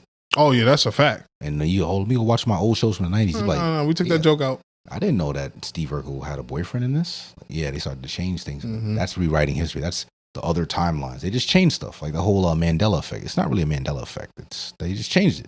You think so? And just told you. Bernstein Bears? Nah, people are finding the stuff like, no, for sure. There was definitely a cornucopia in the Haynes. Yeah, that one they're showing you like, nah, they're trying to play with our heads. I've seen it. Exactly. It was there, bro. Exactly. The fruit weren't just bare. There was a brown thing there. Right. And that's why the people who are like, it never was there. I'm looking at like, they're showing me who the agents of this matrix are. You falling for this? Right, that Mandela shit is crazy. You got it. I remember recently I was having an argument with somebody back and forth about Brooklyn versus Queens, which, I'm obviously a Queens guy. And this guy, he's a little bit younger than me. Well, most people are. Okay. You got what you wanted. Yo. You did that on purpose. I saw you do that on purpose. I saw you do it on purpose. How do you make it stop? It doesn't. It stops when it wants to. But so I was going back and forth about why Queens is better than Brooklyn. I realized I was like, I sent him a video of old Brooklyn. Mm-hmm. I think it was AI, but it was accurate because my dad is from Brooklyn originally, and I used to be in Brooklyn all the time as a kid. I didn't know that about him. See, this is why podcast is dope. It is. And I was like, yo, this is what Brooklyn was. You don't even remember this. He's like, you're right, I don't. And I'm like, yeah, he's implying that. No, he just wasn't old. Oh, okay. To know it. So I'm just like, what's funny is that you'll never know what it really was, but you'll sit here and tell me how where you're from is better than where I'm from. But this version of Brooklyn is where you have an actual argument. Yeah. But you'll never know that, and you'll just run off of whatever you think you know. And that goes to show you, like, as they change things, they can go back and change things. People can just go off of what's been shown to them and with all confidence be like, nah, this is what it is. You know what I'm saying? And it's just not. Yeah. You know what I mean? You know what I mean? Like, we are in a time frame where erasing and changing things, even with games. Like, all right, so Nintendo had Mario, right? That's their hallmark. Sega had Sonic. Who is PlayStation's hallmark character? It's either Crash Bandicoot. I would say. What does he look like? What is he? Who's the other one? It's either those two, but I agree it's Crash Bandicoot. But the second one is tough. Could be. This is where like the age thing shows up in like. Although you want to make jokes, you gotta defer to me on this. Of course, absolutely. Spyro, the dragon. Facts. You know what I mean? Like that's either one of those two, but it's gonna be Crash. It's because they haven't made a modern Spyro game. Exactly. They've made it. There's a Crash. There's a modern. And that's how you know it's Crash. Yeah. Spyro was that shit though. It was. It was it was fun. You could play it for hours. Anyway, the point is, the dragons. The point is that they can change things. Like now, if you ask people what's the hallmark PlayStation, they're gonna say GTA. Those of us who came up playing on PlayStation 1 and 2, Crash Bandicoot, hours. You had that little tiki mask following you. I remember that was the joint. Yeah, that's a fact. But anyway, I digress. The point is that when they get rid of physical games, physical media, they can now control how everything. Yeah. They can edit a game mid-game. You know what I mean? That's nuts, man. Change everything you receive. So that's my take on that. But I think I don't really like it. I like to have a physical game my own. Mm-hmm. Even when the server's down, I can still play Skyrim. When the server's down, I can still pop in whatever my favorite game is and play it. You know what I mean? You got a PS5 yet? No. You got a birthday coming, right? At the end of this year, yeah. But the point is, like, that wasn't an old joke. Do they? No, that's fine. But do they still have discs that go on the PS5s? Mm-hmm. I thought they only had the regular, like the internet one. No. Yeah. No, but you still can't play most games, even if you have the disc and the internet's down. You can't do it without the internet. Mm-hmm. Yeah, that's. Nah, I'm good. Like, what are you talking about? I can't play it at all. Yeah, nah. You gotta be always online. Yeah. They tell you on the game, like, hey, this is one of them games you have to have online. Yeah. I hope y'all gamers, like y'all heavy gamers, because I'm not a heavy gamer. No, I'm a heavy gamer. I hope y'all are all right. I'm good. If they ever cut the internet off on you, like, yo, take this chip. I read a book. I like books. You're a bibliophile? What'd you call? A bibliophile? I'm a bibliophile. Okay, I don't know if I'm that. I'm a bibliophile. I love books. I like books. I built my own library. Like, I love reading books. I want to do that. Do it. Just start buying books and collecting them. You know, read them, put them on the wall. All right. Biblioteca. That's what you said, right? I said bibliophile. That's a real word, too. Eddie. No, I know it is. Do you? Yes. All right. I believe you. You don't have to get angry. I'm not angry at all. Yeah. I got a dragon, remember? No, you don't. I'm David old. slapped you. That's what you going to do. This guy. Get on my dragon. That slap was crazy. Yeah, he slapped the taste out. He felt his face for a minute. He was like, yeah, he was like, whoa. He never been hit like that before in his life. Can't talk when the aristocrats is in the building, man. All right, let's go to Anime Corner. What I got for y'all this week is this anime. I think it's old. It looks old. It's called Terraformers. You got to stop throwing that word around all willy-nilly. You getting kind of crazy with it. You can call a show old. Like, you don't even know if it's old. It looks old. Like I bet. It has like the 90s anime feel. So maybe it has like a classic, you know. Yeah, the art looks old. What would you compare it to? Like Ghibli Studios? Nah. I like Ghibli Studios. No, but those are movies, so it takes I don't think an anime can have that type of animation. Anyway, yeah. It's more like old like Dragon Ball Z, Yu Yu Hakusho, that kind of art style. It's like the darks are really dark. Mm-hmm. It's like contrast. Yeah, the contrast is a little, range. I like that. So this is the premise. Mm-hmm. It's like almost, I think maybe 100 years or 200 years in the future. I'm bad at math. And we sent genetically modified roaches to Mars to terraform the planet. Mm-hmm. They succeeded. So then we sent a crew to like scope things out. These roaches look at us like we're roaches. They're not small. It's a little racist the way they look to me. They just look like brolic black dudes. But you already know this. It just comes with the territory. They just jacked like humanoid roaches. No lie, like some of this racist stuff is starting to become really funny to me. Nah, that's the best way to deal with it. This is what you think of us. If you scared, just say Just say that. Yeah. So yeah, well, actually, they have said it, Matt. Yeah, they've definitely have said it. Yeah. So they're these jacked like humanoid roaches, and they destroy the first team that comes to like see what's going on Mars. So then the show kind of starts at the second team that's heading out there, and then this time they prepare for the roaches. I'm on like episode 6. There's a live action movie apparently, so I'm going to finish the series and then I'm going to watch the live action movie. All right, I'll check it out. It's on Netflix. No, Crunchyroll. I don't use Crunchyroll. It's on Hulu. Where do you watch that? On Hulu. You have Hulu? Yes, I have Hulu. I thought you hated Hulu. I do. I do hate it. But that's the only place to watch. What you watch on Hulu? You watch Fire Force on there too? No, I did start Fire Force on there, but I was like, nah. Fire Force isn't on Hulu. It is. It is on Hulu. Oh, I was just checking. It definitely is on Hulu. Yes, it is. I started it on Hulu, funny enough. I'm about to check right now, son. And this is when you admit that you've been wrong about it. I'm going to start calling you Captain Jack. Yeah, if it's on Hulu, you have to admit you were wrong about me. Wrong about you? Yeah. In what way? What you trying to imply? Weird. I sent me to jail. Nah. That's a federal crime, nigga. I'm well aware. Where to watch Fire Force? Hulu's on that list, I promise. Because I started. This guy is shaking his hands. Moving I'm not at all. Just stretching. Just stretching a little bit. Let me see what we got. Hulu's right there. I know it is. I know I'm correct. Take it back. You were right. I was wrong. Thank you. Yeah, so Terraformers gets my stamp of approval. It's on Hulu, you said? Terraformers, yes, it's on Hulu. I bet. It's on Hulu. I don't like Hulu because they split, at least with Fire Force they did this. They like have the dubbed and the subbed in like 2 different places, and then sometimes it would start. It was just, I don't like Hulu's interface. Like, it's really wonky. I don't like it at all. It has some shows I like, but I understand. It's not, I told you, Swarm in Atlanta. Oh, yeah, Atlanta, yeah. I think that's why I have Hulu. I also I'm probably going to watch that show, especially since it has a live action movie. I'm probably going to watch it. But I just want to say, like, why did they just drop Atlanta like that? They didn't drop it. No, I mean, like, the show started going downhill season after season. It got more ridiculous and hyperbolic. And it got very artsy. And I think that's because all the actors were all like doing projects. Yeah, they got big. Kind of killed it. Like, instead of like, let's just go out on a good note, they were like, oh, we're going to make the show trash. So people don't want to watch it. I liked it. I love that show. I thought it was one of the best shows of this, like, this era.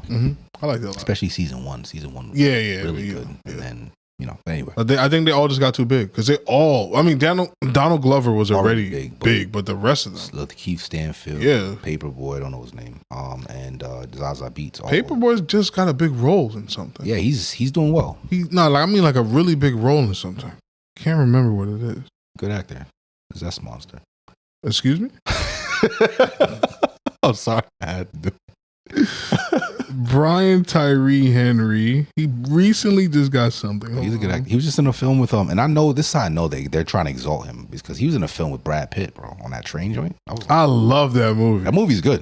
She was in there too. Yes, she was Domino, and everyone in that film or in that show has gone. Like Hugh Stanfield to me is the most talented one. He's in the Batman. The Batman. He's about to play Two-Face.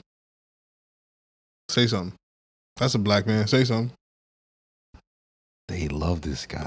Yeah, but this is Matt Reeves' Batman. So this is. I would rather Domingo play Two-Face over him. Okay. This is Domingo something. Colin Domingo. Another Zest Monster. What'd you call him? He's not a Zest Monster.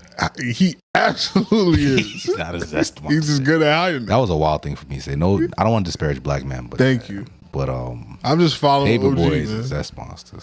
So is Colin Domingo. Great actors though. And the Zest Monster is not even about like sexual proclivity. This is about the manifestation of how you acted in public. I'm like, you gotta chill. Oh yeah, you're right. Colin Domingo's out. That's what I'm saying. He's not a Zest Monster. David, come on. You can be straight and be a Zest Monster. Yeah, absolutely. Yeah, I mean, Odell Beckham. You're on to something. Back with the Giants. Let's go Giants. Yeah, but there was times he was doing some Zest Monster activities. Anyway. Yeah, Two-Face, Harvey Dent. All right, let's see what you got. He's a great actor. I'm not against it. I think he might be. I got to see what they're doing. Who's in? This is the Robert Pattinson? Yeah. Okay. Matt Reeves. Yeah. They just rebrand. This is what I mean. Like, back to what we were talking about with the gaming and how they can just rebrand or just change the narrative. Kids coming up now are going to think this is how Batman is. And when you show them the other stuff, they're like, this is whack. Like, it's toxically masculine. I don't like it. I hate that word.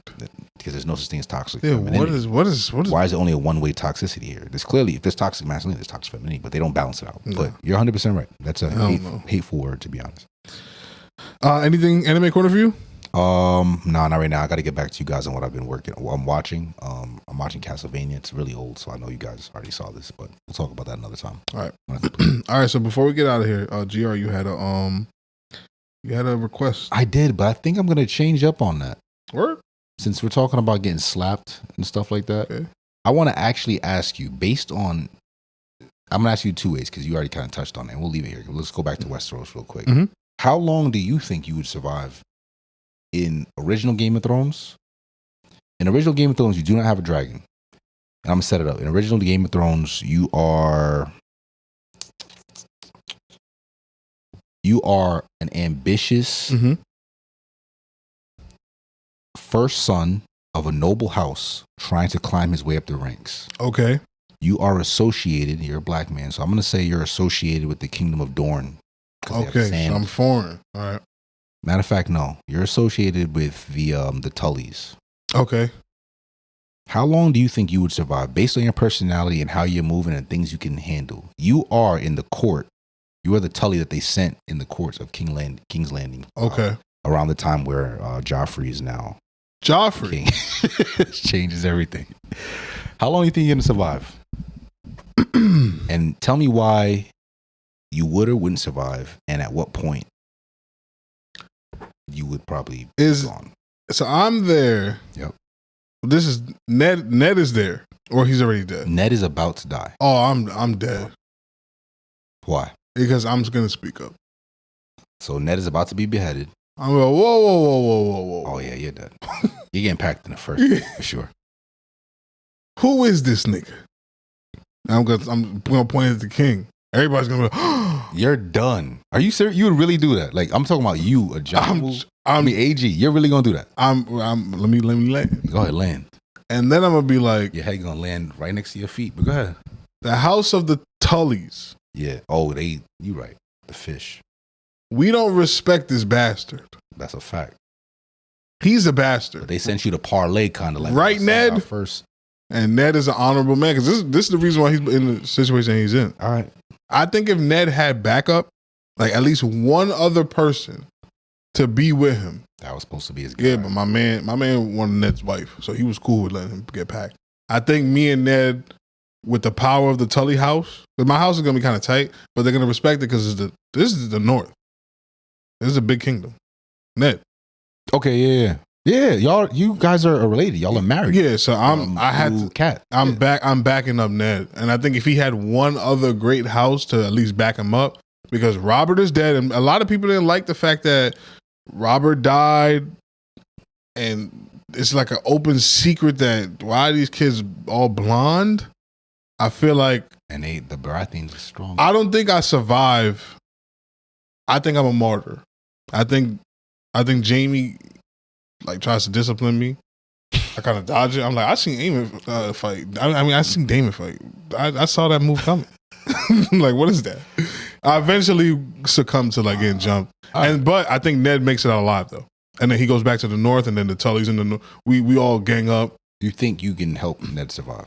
Yeah, I get him out the city at least. Like before he ends up. Yeah. Okay. Mm-hmm. So you think you're gonna survive season 1?